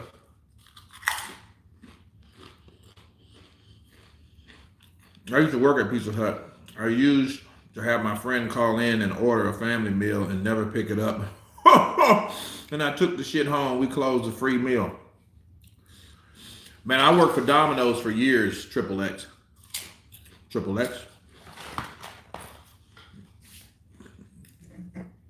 Dude, I used to have 2 workers work for me. I never forget this shit. I was like 21 years old. Or was I 22? But anyway, I used to have these 2 dudes that worked for me. So wherever I would go, I would have business cards. Hey, man, give me a call. You want some pizza? Give me a call. So they would call in. Man, I want 4 pizzas. All right. It's like, $6 a piece or something.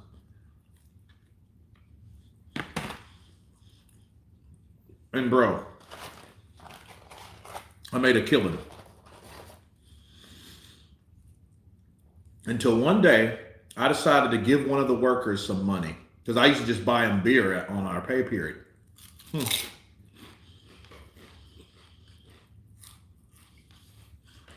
Yes, the munchies.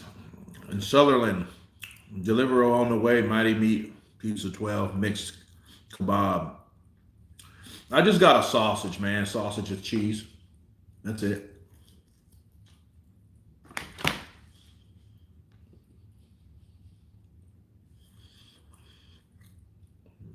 Sure, Curry, it looks like you start to act up every time you eat one of those chips.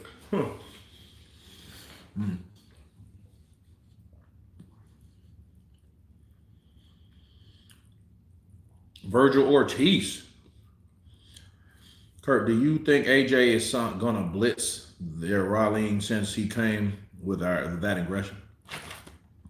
Nah, he's not going to blitz anybody anymore. Huh. He learned that lesson against Ruiz. He ain't going to do that shit. He's going to try to set up shots.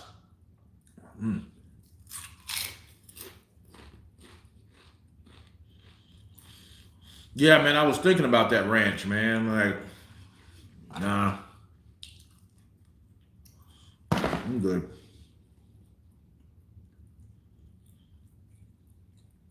It's a must. What's the beef with De La Hoya and Garcia? Well, I mean, they've been beefing a long time, to be honest. For one, you know, Ryan Garcia's dad found out that Oscar is his biological kid. See, Oscar De La Hoya was a real freak back in them days. You know, he was like Charlie Sheen. Oscar De La Hoya is the Charlie Sheen of the boxing industry. I'm kidding.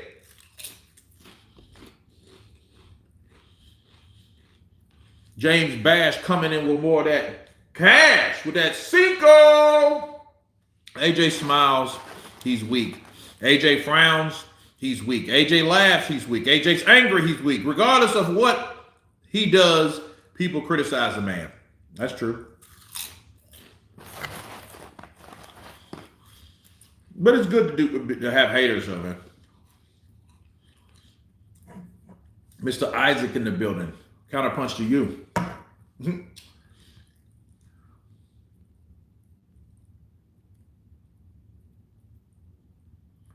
Domino's a pizza. This is Pizza Hut. Yeah, this is Pizza Hut, man. I got it from one of those already made things, though. It wasn't. I mean, it was made like hot when I just got it.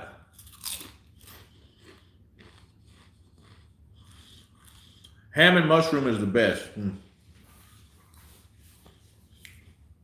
I like mushroom. You know, I've been really trying to eat more veggies and, you know, stuff like that.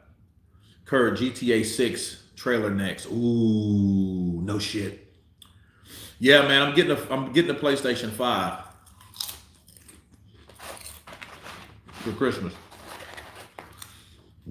Oh no, I'm behind, dude. I haven't worked since March.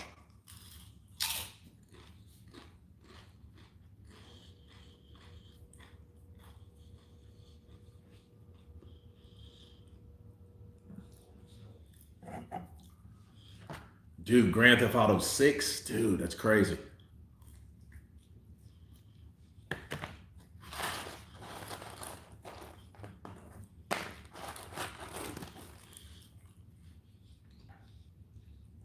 It's finding an opponent that's not full of enhancements for AJ.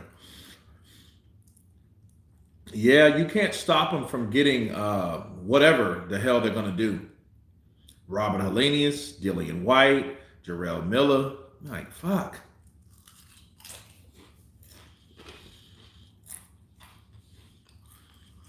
Rabbit punching Andy taught him not to do that again. You know, Andy was saying, like, oh, you gonna get inside rabbit punches? Rabbit punches? You do know that's illegal, right? Nah, I couldn't dedicate myself to be a trainer.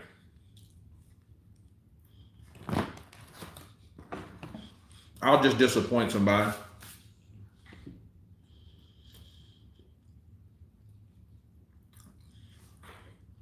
Well, AJ should try not being weak.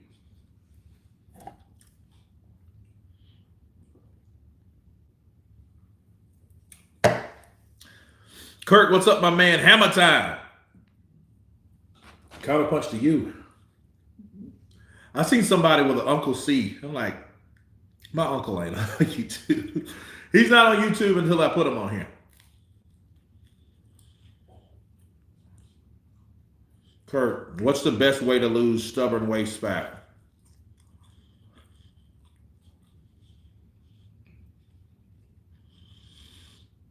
You have to eat right. Drop your carbs. Like shit like this, don't eat. If you got to eat a pizza, eat a thin crust pizza. You know, you got the toppings at the top.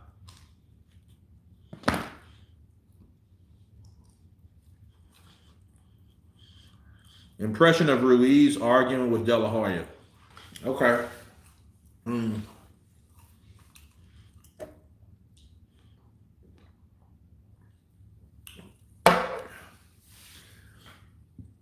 Andy, we have to see you do more.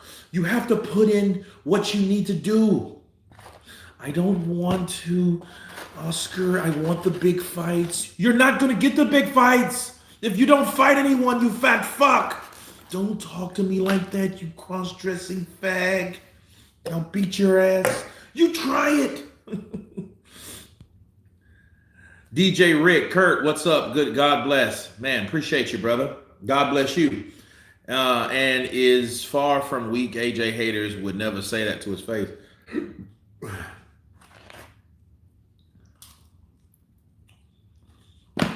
Look at Derek James.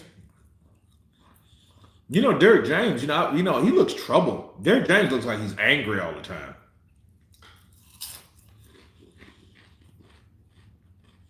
Michael Buffer, you got it, man. You know, just remind me when we're online and stuff, because I'm going to get one for Christmas.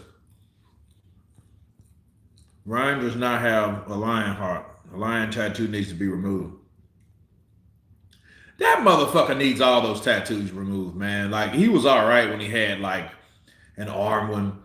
But when, like, some people, though, you can tell when someone starts getting tattoos, like, everywhere real fast, something's going on with them. They're going through some shit.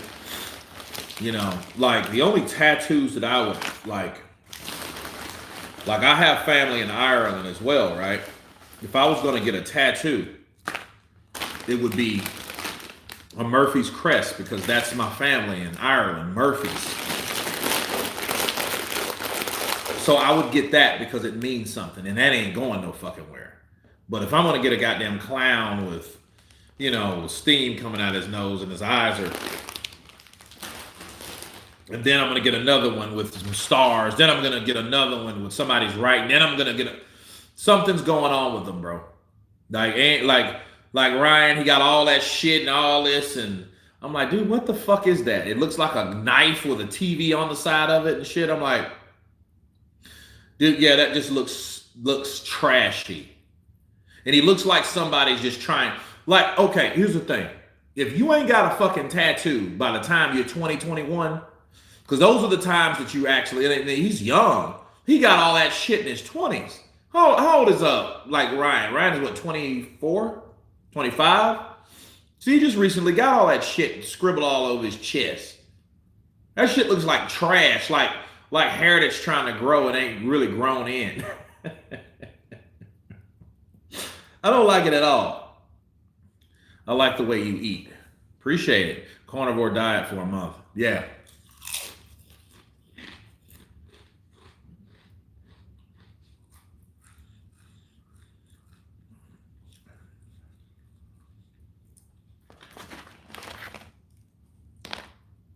Look.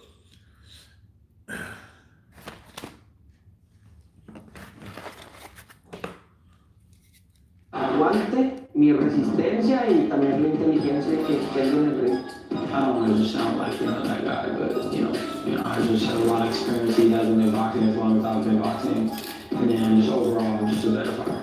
Muy rápido y fuerte, pero siento que él no tiene tanta asimilación de golpes tanto arriba como abajo y que no del corazón. Oh shit! He said, man, he can't take punches to the head or body, and he doesn't have heart. Ooh.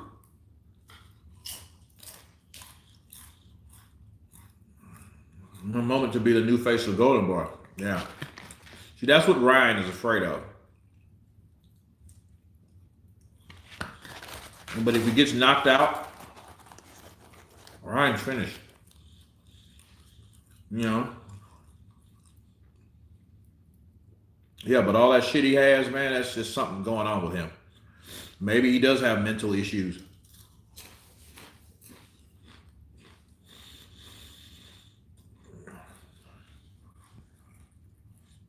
If you want to lose weight, just don't be fat. Now, tell that to the fat people that don't want to be fat.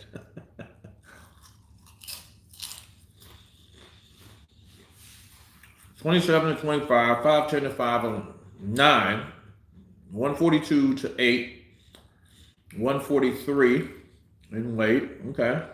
71-inch reach for Duarte. I wish him the best.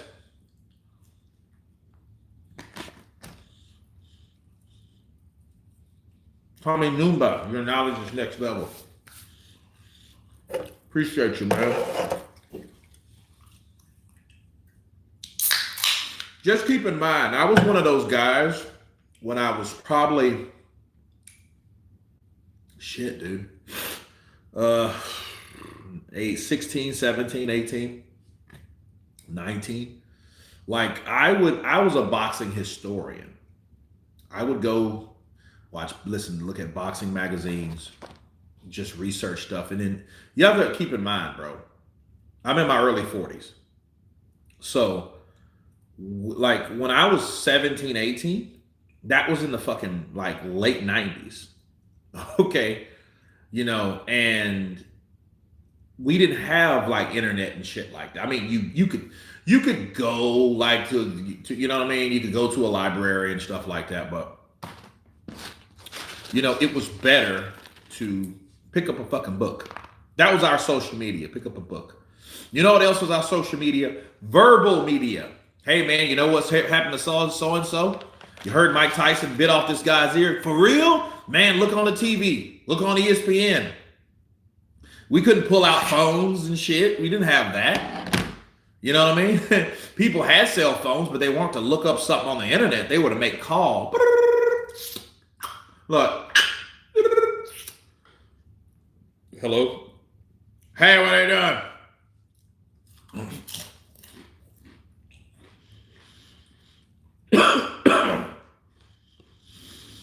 Kurt, does it feel like when you're eating the pizza, is it hard as a rock? No. It doesn't.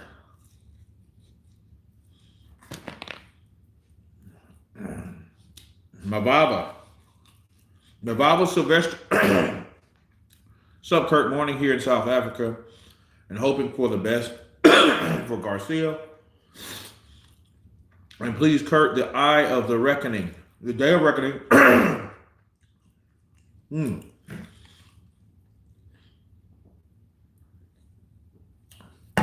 Well, I have good news and I have good news and bad news. I got a chip caught in my throat, and it sucks. Hold on. Duarte's entered the ring.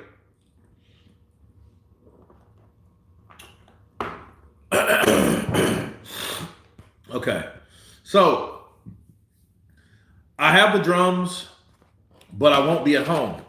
I'll be in my apartment. So I'll be in Austin, maybe, more than likely. So even if I was in a hotel, I wouldn't be able to bring the drums like I want.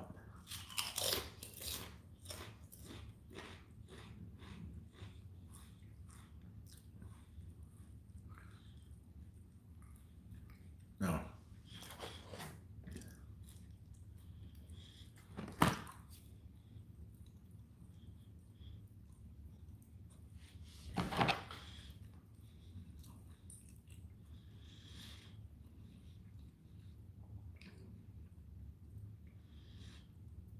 I just thought of something. Hold on, let me see.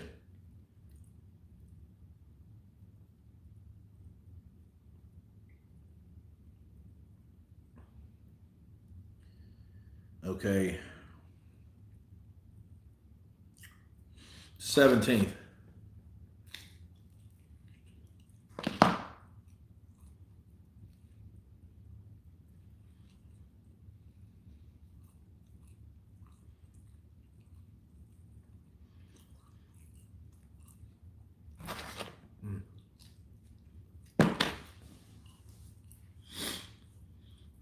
I'm trying to see what's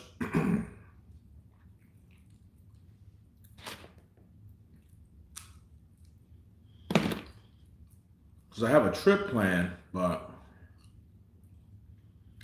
okay, expiration date 9/24. Okay.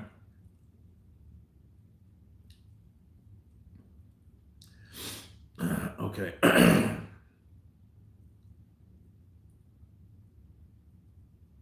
Well, wait a minute. Well, when is this shit? Okay, the 14th through the when?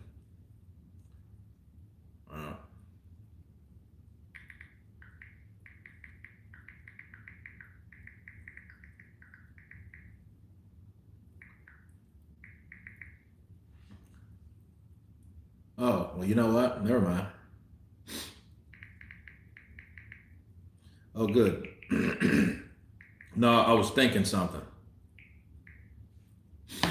That's cool.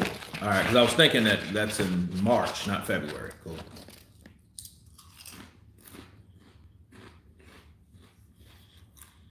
I agree. It's ahead, but see if Ben brings him back into action. Well, I got a video I'm gonna drop, bro, right after the recap of this. And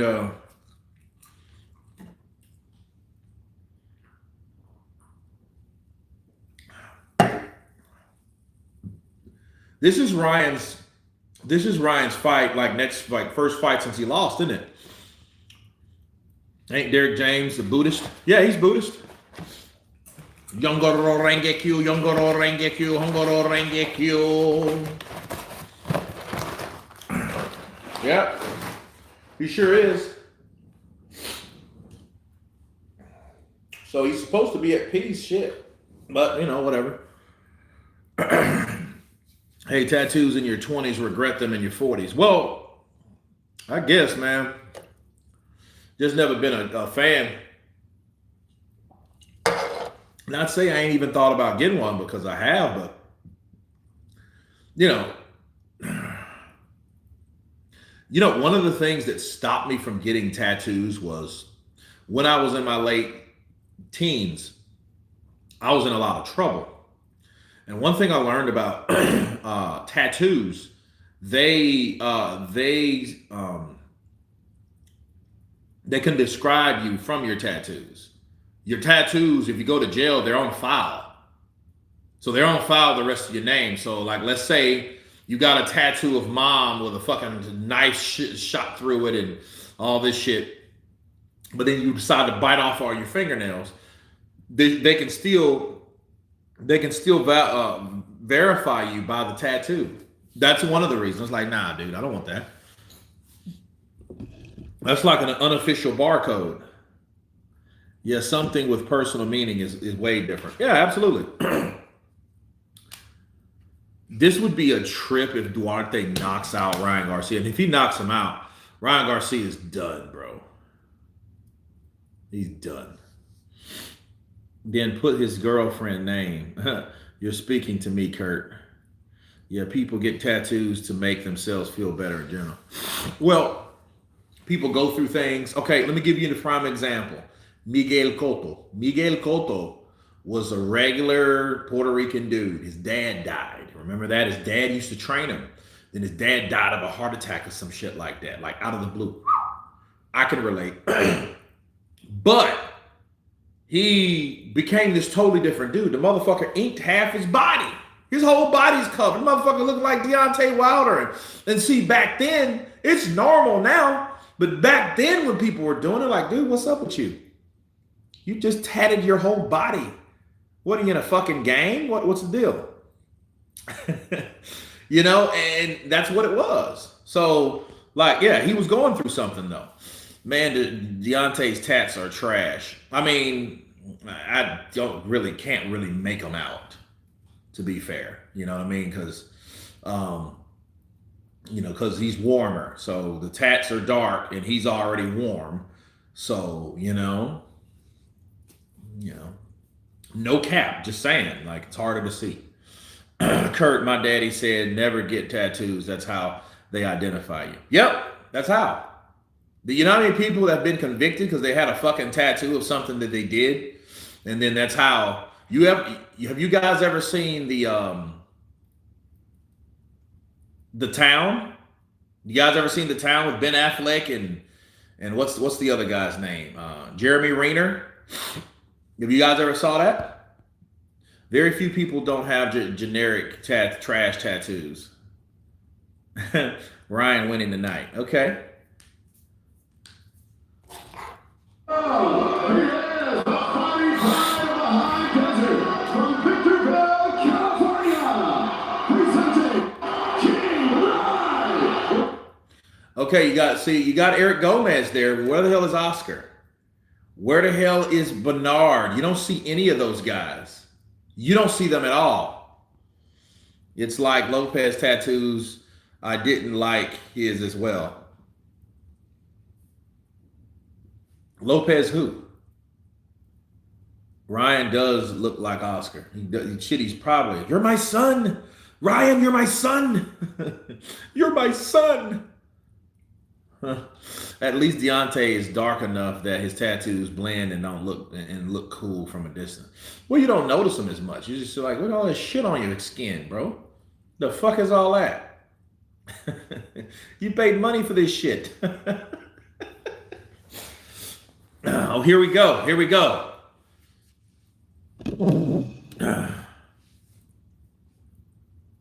Ding, ding for round one. Okay, jab from Ryan. Jab from Duarte. Duarte has his hands up. He has them up. Jab to the body by Duarte. Jab to the body. Misses with that punch. Ryan kind of paused with his jab. Oh, good snappy jab from Ryan. He shows him, okay? He's showing him the speed at this point. Another jab from Ryan. Ryan's using the jab. This is kind of common. He does throw that hook, but he comes right back with an uppercut to the body. Right uppercut, left uppercut. Nothing really lands. That lands on the shoulders of Duarte. Duarte comes in with a jab to the body. Left hook. Ooh, did that catch Ryan? I think it caught him on the end of the elbow. Ooh, left uppercut misses. See, Duarte is to come in and get out. He needs to make those punches work. He needs, long, winding up left hook. So you got two hookers here. One's faster than the other. This should be a fast night for Ryan. This shouldn't be difficult to figure out the puzzle. Unless he gets caught by Duarte early. If he gets caught with one of those shots, his ass may be grassed because this guy can punch. And we know something about Ryan. Ryan can get hit and Ryan will go down. Okay? So, jab from Ryan. Jab, he steps back, gives himself space to throw another jab. He licks his tongue out in eagerness, overzealousness, it looks like. Get that fucking thing out of the way. The zone is stupid. That little barcode. Thanks. Fuck out of here. Ooh, left hook. I think that landed for Duarte. Ooh, good right. Land for Duarte. Duarte cuts the ring off.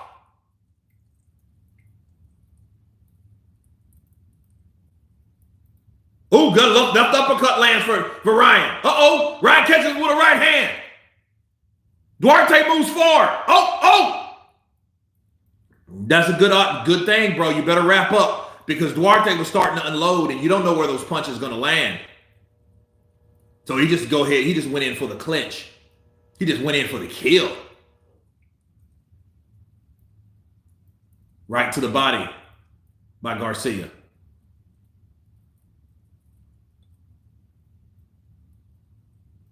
See, look at all that shit on his back. Like, what the fuck is that on your back, dude? He throws a right hand, Duarte, and he misses.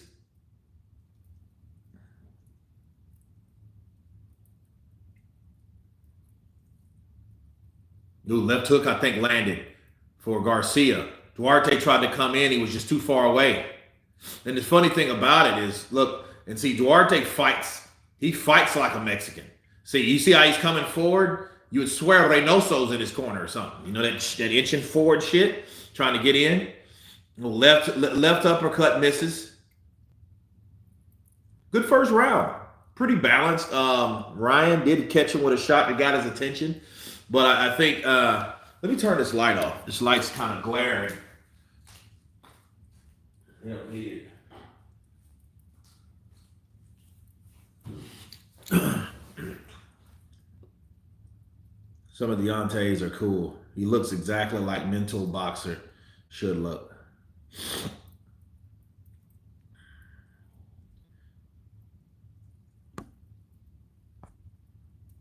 Yeah, good start. I mean, I think Garcia, I think what he did,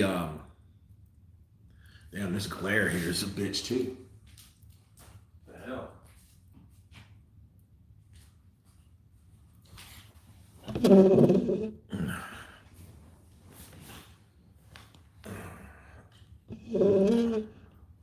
Ryan seems to just be throwing slow for accuracy. Yeah.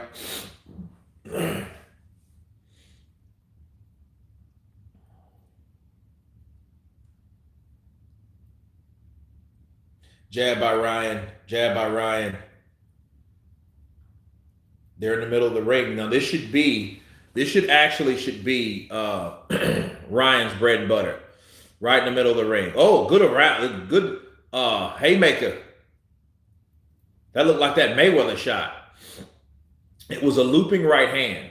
Basically, it was a jab and a right hook that came around the guard of Duarte.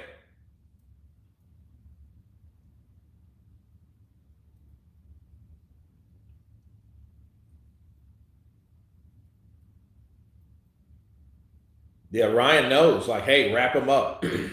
That's some of that Derrick James shit, though. You know what I mean? Take control. And if you don't have control, when in doubt, clinch him. Hold him. Get refuge. Oh, he's measuring that punch. Same shit AJ was doing. You know, just kind of putting that arm out there. Like, you don't need to put that arm out there to measure anybody. You can do that from your jab. Establish the difference, the distance. Use your shoulder from where your outside kneecap is. Make sure you don't go over it. You know, and you look at that. Good left hook. That's what happens when you fucking stick your arm out. You're not at full defense. And Duarte came in with a good left hook and popped him. Ooh, good left hook by Garcia. Garcia's using that rein. Jab by Garcia. Oh, yeah. Garcia looks tentative. He looks, oh, good right hand. Good right hand by Duarte. All that tentative shit. Bro, throw your hands. Stop measuring with your fucking fist. Throw your hands. Oh, good jab. Good jab by Ryan. He needs more than that jab, though. See, look, and that ref is allowing him to do that. You keep doing that shit, you can't do that, bro. You can't do that. It's illegal. The way he's doing it, you can see he's doing it to measure.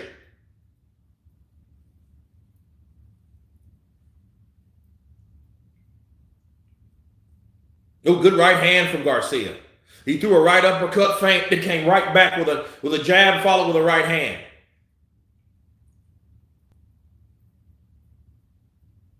Ooh, overhand right. Yeah, that was timed right. He was planning to hit come over across the top to crack Ryan in the face.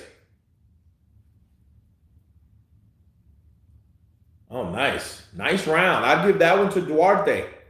Definitely. Perhaps Ryan has felt Duarte's power and feels a wee bit intimidated. Tough round to score. I mean, it could be a swing round. See, and Derrick's trying to teach him, you got to step back from that. But Duarte, he definitely, I think he caught him with a good left hook and a right hand. Hold on a second.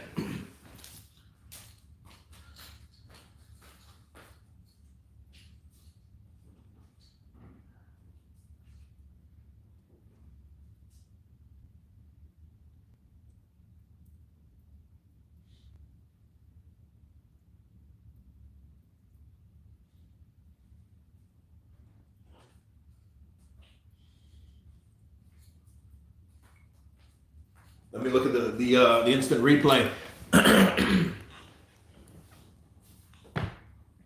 Here we go, round three. Round three. Yeah, Duarte's not here to fuck around. He's trying to be the new face of Golden Boy. Anybody that says shit like that, they're not here to mess around. They're not. Oh, good right hand by Duarte.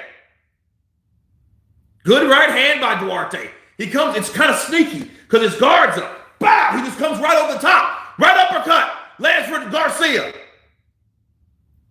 I'm just looking for one of these big hooks from Duarte.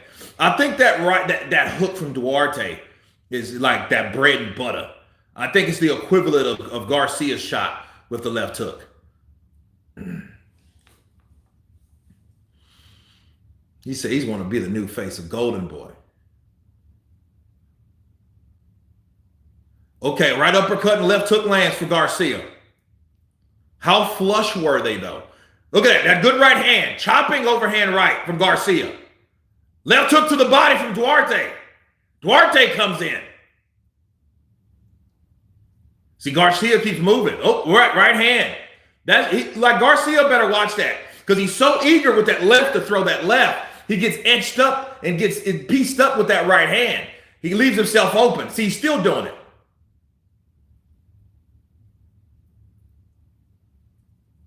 Oh yeah, that referee is you could tell. He's warning fucking Duarte for a kidney shot. Like, bro, the fucking Garcia for the last 2 rounds has been measuring and putting his fucking fist out for measuring purposes, and you haven't said shit to him. Like, that favoritism makes me sick. That's that type of bullshit. Duarte, if you're gonna win, oh, good right hand from Garcia. Oh, good, another hand, another right. Look at her, look, behind the head. Now, you know that wasn't intentional because fucking Ryan bent his head over. Now he's starting to use that shoulder roll because he needs it. No, good left hook for Garcia.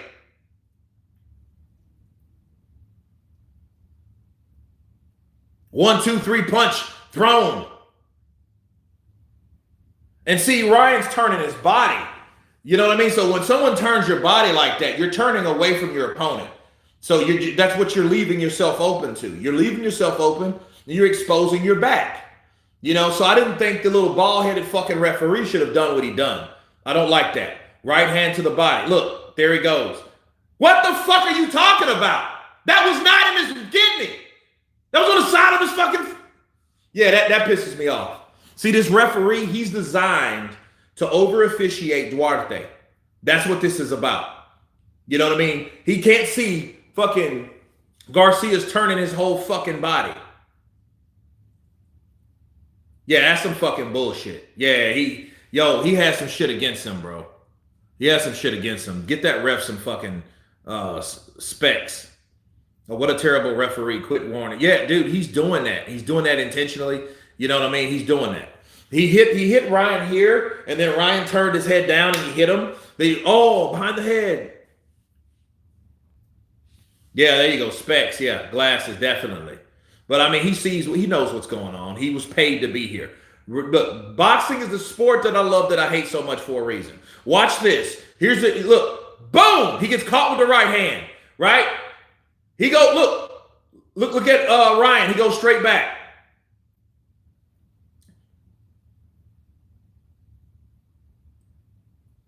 Okay, he lands a punch to the forehead.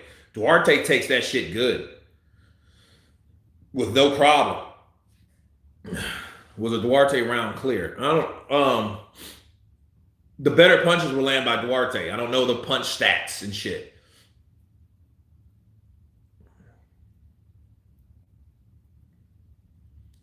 And see, Ryan now, he's using the jab.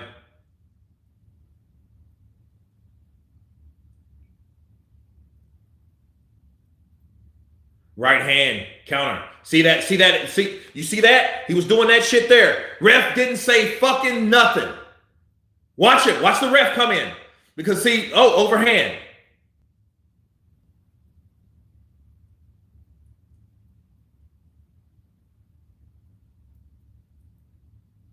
No, that was he didn't fucking even hit him. He didn't even fucking hit him. Fuck you, ref. You fucking cocksucker. You rock-looking cocksucker.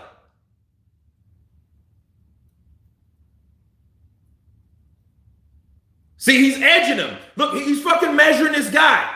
He's measuring this guy. No, now he's keep him up. Oh, now he tells him to keep him up. Okay, yeah. Whatever, fucking cocksucker. Dude, I hate refs like this. You never heard of these bitches. You never heard of them. They just kind of, they want to get their... their fucking mortgage paid for the month, so they play ball.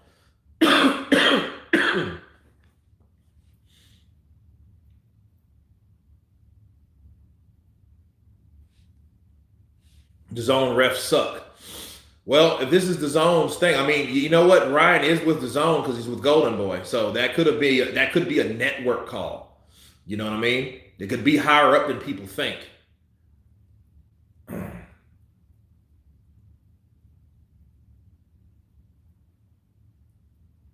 Good body punching.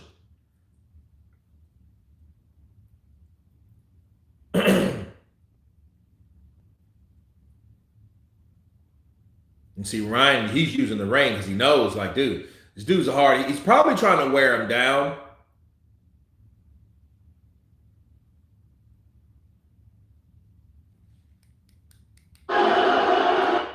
Yeah, this fucking shit, like, yeah, the ref is making a lot of enemies, bro. He's making a lot of enemies with the crowd. But you know, they don't give a shit about that. They just want see, he's clamming up. So he shells up. So look at that shit. He's doing all that leaning. And see what Duarte needs. He needs footwork to turn. See, somebody like Ryan wouldn't beat Lomachenko. I'm going to tell you why he wouldn't. He wouldn't beat Lomachenko. For one, Lomachenko's not going to allow that type of shit to take place. He's going to come in, he's going to work the body, and that footwork it would give Ryan fits. See, that shit he's doing, he's measuring Duarte. The referee hasn't said that one time. He hasn't gave a warning. He hasn't done any of that shit. Oh Lord, the ref has injected himself into the fight. Yeah, he wants to be a part of it. He's very well making the fight winnable by Garcia because see what's going to happen. You keep doing that just justifies him to take points. If it goes the distance, the points are going to be the factor. Even if Duarte hands Ryan Garcia a knockdown or not, he's already taken that shot and even up the fight. So somebody's getting their ass whooped, but then but on the other time, hey, well, you got a point deducted, pal. Tough breaks. You lost to the guy that's not really better. You know what I mean? What you got the fight so far? I got Duarte up. It may be 2-2. It may be 3-1 for Duarte. Because I can't give Ryan I can't give him rounds. You know, the only person's winning is fucking the referee. Because the referee's the only person that, he's going to start taking points.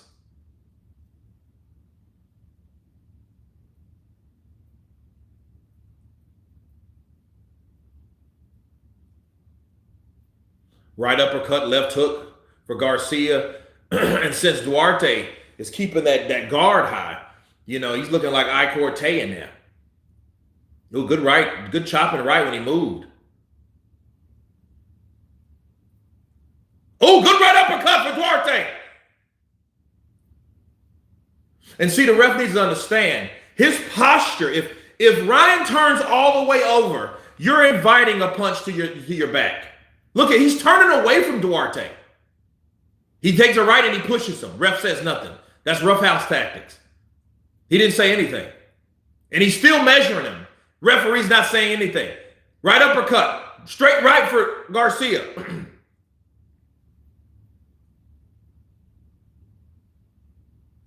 Good left to the body. Oh, good left hook. See, he can land that hook. Just keep welling at him. Because you go to the body, upstairs, back to the body. Because see, Garcia's crouching down. Oh, good left hook by Duarte. Good left hook by Duarte.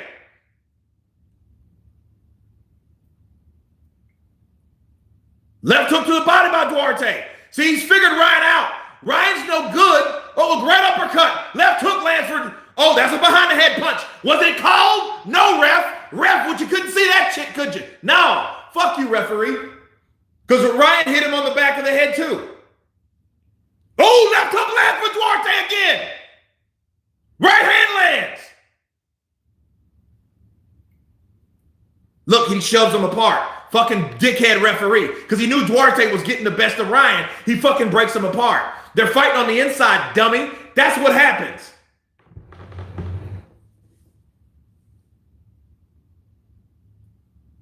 Left uppercut lands on the wrist of Duarte. Duarte so far has been good with his defense. Look, he's measuring him, and the ref's not saying shit. Look, somebody on that corner should say, ref, he's measuring our opponent. He's sticking his hand out. You can't do that. It's illegal. Oh, wait. He does. Hey, he gives a warning to Garcia for a low blow. Yeah. All the other shit you let fly, but that you won't. Right hand, left hook for Garcia. Garcia, man, Garcia's in for a fight, bro. You know, if he can't hurt, look, dude, if he can't, see, this is what's happening. Garcia's not fighting on the inside. And he knows because that time, yeah. See, look, throw those hands up, baby. I gotta turn the light on. It's too dark in here. It's like a fucking chamber.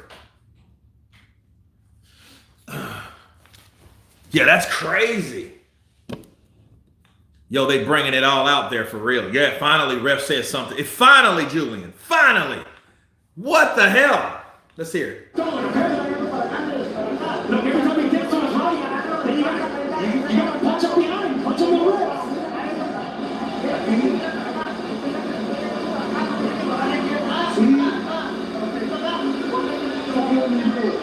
Don't give him the word. He can still run like that. You want to do every lap. All right?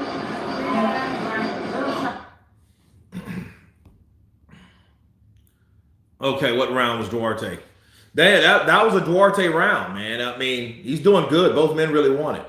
But, man, Ryan is so tentative going forward. Yeah, he is. He's not really doing what he normally does. But, see, that could happen because of shots like that Ryan took good jab from Ryan, though. Good jab from Ryan.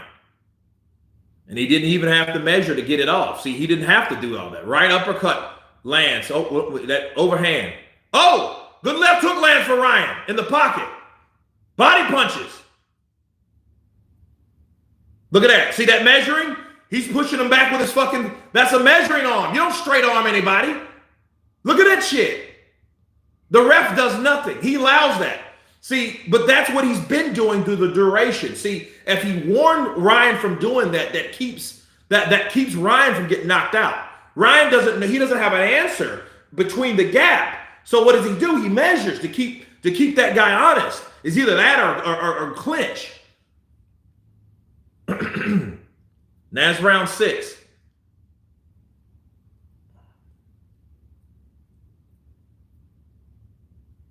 See, he's clinching because he doesn't really know what to do. He's unsure. So it's either stiff arm him, keep him at bay, or clinch. Because if fighting on the inside is a no-go.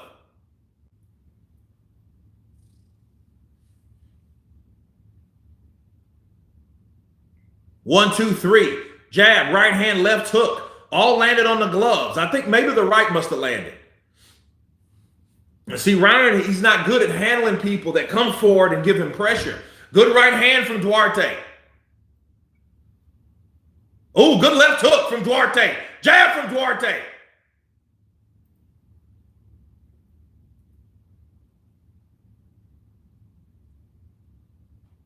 Left hook. Oh, another left hook for Duarte. Oh, another left hook for Duarte.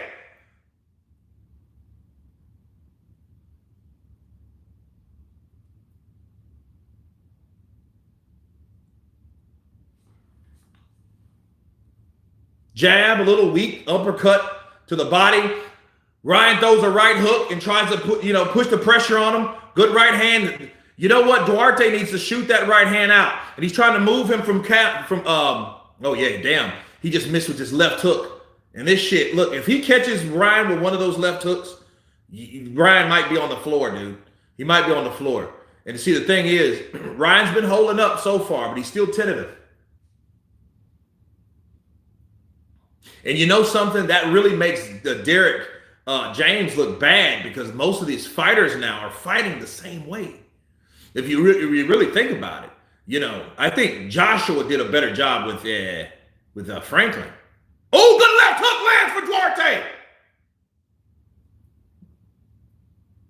Wow, I gotta see that again, dude. Boom. Yo, Ryan took it though.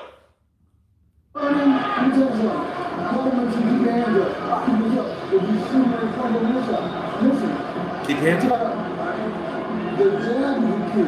If you move your legs, He's thinking about them tanks. Go on, Duarte, me boy! See, watch this. Right here, I think we got it. See, we're seeing this right uppercut. Shoulder roll. It's effective, but it's only because it's become a puzzle for Duarte to solve. This right here is what Sergio's been talking about. Boom! Right there. There's one. There's two. Just keep bringing it. Just keep bringing it, yeah. Right over that time as well. Oh, they didn't even show the fucking left hook that landed at the very end. That's how they do it too. They stop you from watching the good punches. You know, that was a decent punch, but it wasn't like the impact of the other. Now it's round 7. Jab from Ryan. Jab from Ryan.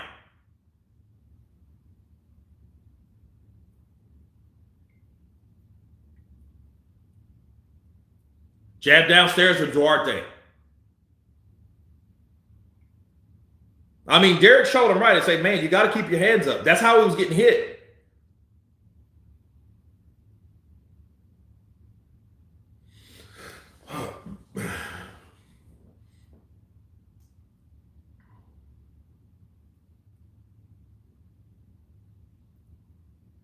Yeah, Ryan, he's good at combinations. He needs to start and then moving. Don't just see, he's too tentative. Look at that. Look at that straight arm. What the fuck is wrong with this ref, bro? What's wrong with this dude? Overhand right lands for Ryan. And he's doing that shit because he's not sure of himself. That's what I'm talking about. When in doubt, cheat. When in doubt, cheat. That's what you do.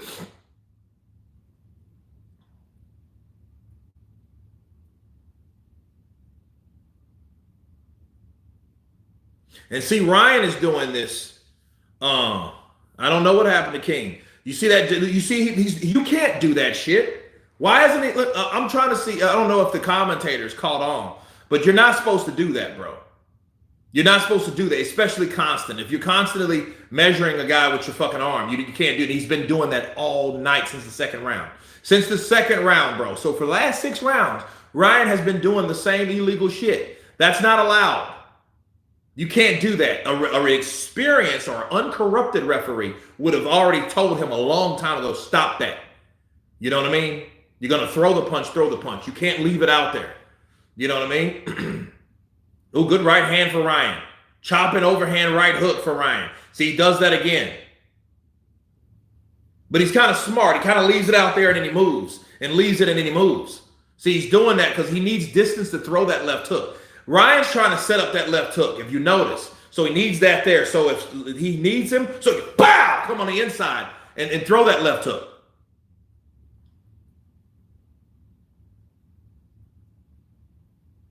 See, look at that. Look what he's doing. And the ref says nothing. No warning, no none of that. Look at that shit. None of that shit. You can't do that. Because he's not using the offense with the movement. Momentum is going to Duarte's side. This is got another round that's going to go to Duarte's side. Momentum. Maybe not winning the round. See, the thing is, and here's the thing, the referee is King Ryan. He's Team Ryan because he knows that's what he's paid to do. He's doing his fucking job, people. Kurt Ryan needs to watch the Tommy Hearn fight. Kurt ain't getting these notifications. Ryan, I mean, he's trying to use the jab, but he's not, what he's doing, he's getting comfortable doing something that he doesn't supposed to do. And since he's able to do that, he's not doing what what the trainer tells him to do. The ref is allowing him to move and to hold that, to stick that arm out to measure his opponent. You can't do that. That's illegal. You know what I mean? And the ref says nothing, so he keeps doing it. But that's not helping him.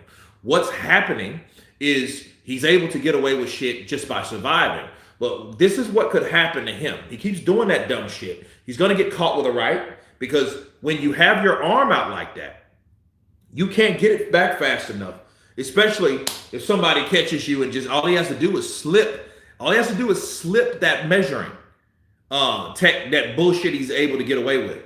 See, there's a jab. They both share it. Look, there's a jab. See, where's the jab? See, it's like Ryan forgot about the jab. He would rather stick it out because he knows that's a safe part right there. Can't wait to see Shakur Stevenson after this fight. Yeah, Shakur's gonna talk all kind of shit, but he's in the shit. He's in the shit house too. He's in the shit house too.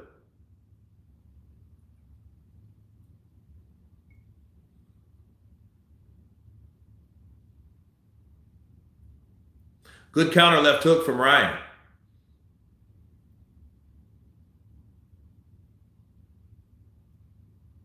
You see that? Why the ref isn't saying any fucking thing, bro? You can't do that.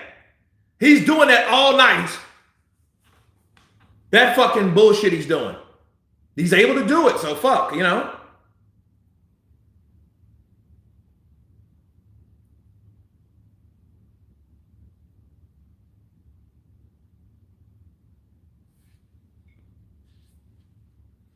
Well, I mean, they thought he was gonna eventually drop his arms and allow Ryan to land shots.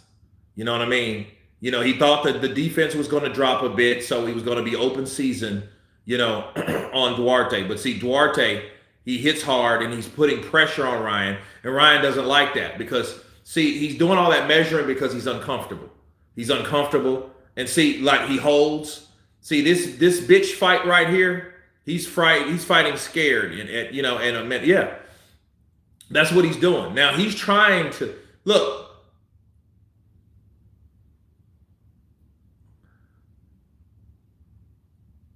You see, he's holding on for fucking dear life.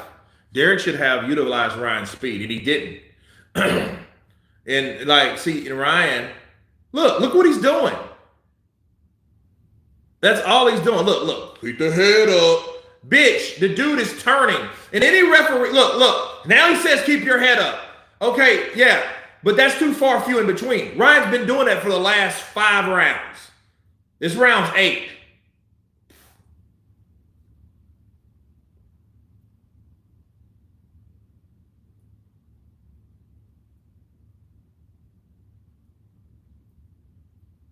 Damn, did he hurt? He hurt Duarte. He finally hurt him with one of those hooks. He finally hurt him. He penetrated the defense. When that motherfucker wobbled, he's down. 9. Come on, motherfucker. Yeah, he was hurt. It's done. Tupac, keep your head up. Yeah. Dude, don't fucking act like you're fucking big shit. Don't act like you're big shit, bro. Don't act like you're big shit, bro. You ran the whole fucking fight. Fuck out of here, dude. Ryan Garcia, like, I'm like, dude, really? Did you really act like tough, you know, this tough man shit? You know what I mean? But dude, that left hook. See, he caught him with that left hook. But see, the thing is, I'm disappointed in the performance. He's supposed to look. It's 8 rounds, but I'm disappointed in the performance because not really at Ryan. Ryan did what he was allowed to do. But like Ryan, you know, I know he's happy he did that, you know, but like the left hook, bro. He has a left hook. Everybody knows he has a left hook. He didn't know how to get up and come back from it. I'll tell you what, man. Bernard Hopkins said boxing will call your bluff. Right now, Ryan Garcia called ahead and he ended up winning it. Oh, he gonna talk some shit now. Oh my God. Just wait. Just wait. Now, you're glad that shit didn't go to a decision. This would have been a shit show for him. Then he would have been in that same category as Shakur. De La Hoya is going to leave again and with death threats. Yeah, man. We usually are that kind of boxer that moves and punches and moves, and you just go to that. It didn't translate to us. Rig, the man literally sprang back up when the referee. No, he took his time. You could tell he was hurt. He was hurt. Shit. I mean, you know, he didn't go this far and through the fight. I don't believe that shit. You know what I mean?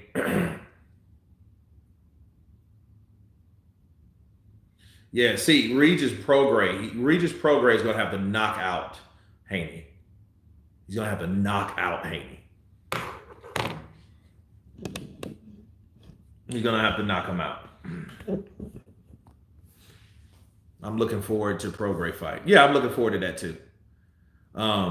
But hey, you know, we got these guys fighting. You know what I mean? Garcia, Duarte was a good fight. Now, see, watch this. He comes in. He was too busy. Boom! There's that left hook counter. That caught him. You could tell him. He wobbled. Look, you could tell. He couldn't even keep his balance up. Bow, too. That another left hook. That buckled him again. Bow! Another right hand. Oh, he missed with the uppercut. He scathed him with another left hook. Then the referee, if he would have hit him when he was down, that would have been bad. That would have been a bad call. Duarte waited till the 5 point. Yeah, he can't do that because the ref was already waiting for a time to make this fight out. Duarte can't count in English. He knows what the fuck that means though, because he was, you know, if he can't count fingers, that's just him. He don't know how to count. I don't think that's him and his ability to speak that language. 6, 7, 7, 8, 8, 9, 9. And really 9 is like in, right? So you can kind of, you know, but 9, 9, 10. I don't know. I can't stand when fighters know the time is ticking and they but see, I don't know. He would like if, and here's the problem. If Duarte didn't get him out by now, he wouldn't have got him out. You know what I mean? Because he hit Ryan with some good shots too. So Ryan took those shots. You got to give credit to Ryan. You know what I mean? I just didn't like how the ref did things. It's all about what's going through the fighter's mind in that moment. We don't train for those moments, so you see a lot of fighters jump right back up. Why? Because we haven't trained for it. You like something, man. So Duarte talked a lot of shit, then quit himself. Well, he didn't quit. No, that ain't a quit. See, here's the difference. Duarte tried to get he got up. Ryan waited to the 10 count. He didn't even get up. He made no effort to get up. So that's different. We ain't doing that. Don't worry. Devontae will cave his chest in again. Well, he's already lost. I don't think Javante will fight him again.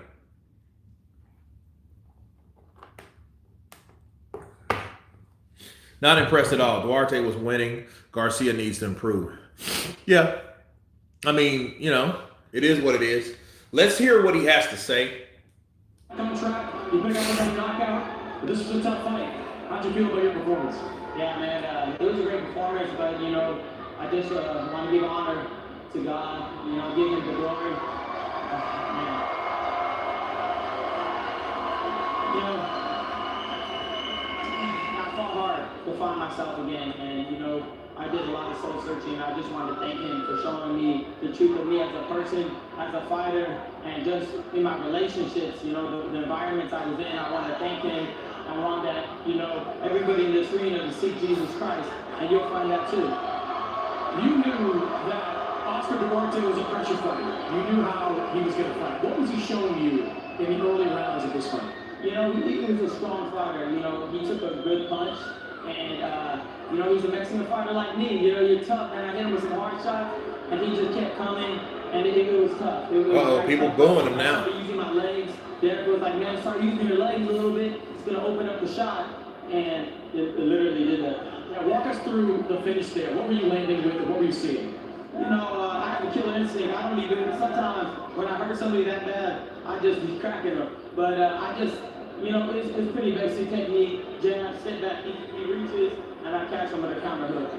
We saw you in the fourth round sort of make a tactical change. Kind of stood in the middle more, did a little bit of a half shoulder roll there. It looked like maybe you might have been protecting that right side there. What was the thinking there? I just had to slow his momentum down. You know, he was building momentum, and I was like, man, I got to cut this off somehow.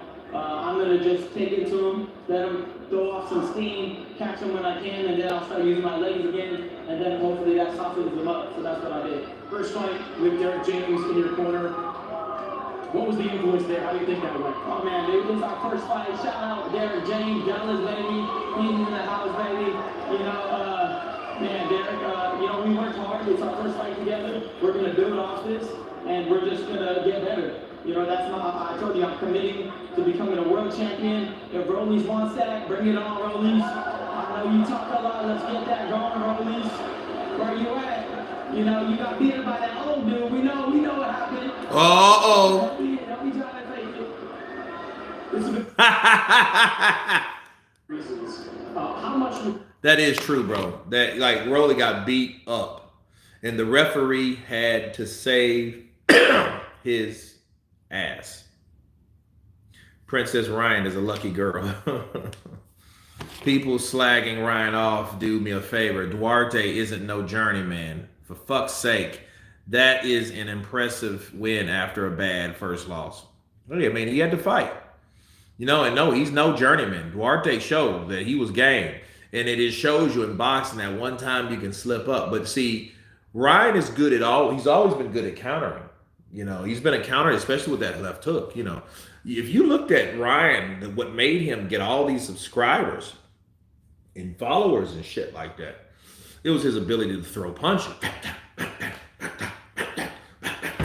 You know what I mean? So, yeah, he was always fast. This fight felt fixed. I mean, it was to a certain degree. That referee was on the take. He's getting some more money. You know, that's how people, you know, do business. That's how people come up. You know, they take a little dive. They may do a little this, a little that. You know, Rolly said in an interview that the dude hit like a brick was in his glove and harder than Tank. Well, Rolly, he's a thumper. That would be a good fight though between him and Rolly Romero, because Rolly and, you know, Garcia used to spar a lot. And I seen Rolly, his style, bro. Rolly's style is awkward. And if Duarte was more awkward, he's kind of a standard. He kind of puts you in the mind of a Mexican style versus a European stand-up style. He's like a fusion in between those two. Well, I don't think that it should, like the refereeing should have been a lot better. See, that left hook hurt him right there. Right there. Counter. Okay, look, right off his right hand. He countered him. Right hand, bop! Right hand lands, bop! That was a wrap. And that is that. Ryan got power, then Devin Haney wishes he could buy. Well, I still want to see the fight, but I think those guys are going to fight at welterweight. Duarte better than Rolly for real. Yeah, you know, I would want to see Duarte versus Rolly. But see, Rolly don't want to fight nobody. Rolly fought old-ass dudes like that because he wanted a paycheck. Okay? So, that's Rolly. Rolly's style like a Darchinian. I feel you. Not a Darchinian.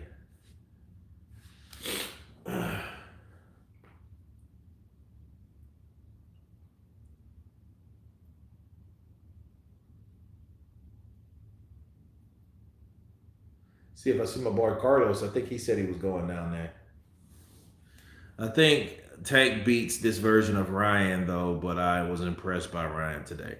Well, he took those shots, you know what I mean? And see, here's the thing. We don't know how adverse he's became or how he's able to deal with that because he didn't go down. You know what I mean? So we don't know. But, I mean, it was a good fight. You know, look, 62 landed from Duarte. 55 only landed from Ryan. 175 thrown, though. 35% connect percentage. 40% connect percentage for Ryan Garcia, but he threw less shots. But, you know, Duarte outlanded him. You know what I mean? So it was it was a good fight. I just wish the referee wouldn't have took the position that he took. But, again, this is the sport that I love that I hate so much. You know what I mean? But we have Ryan Scofield versus okay, that's them.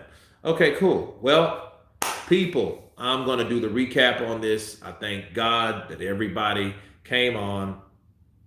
And I hope everybody has an awesome weekend. And everyone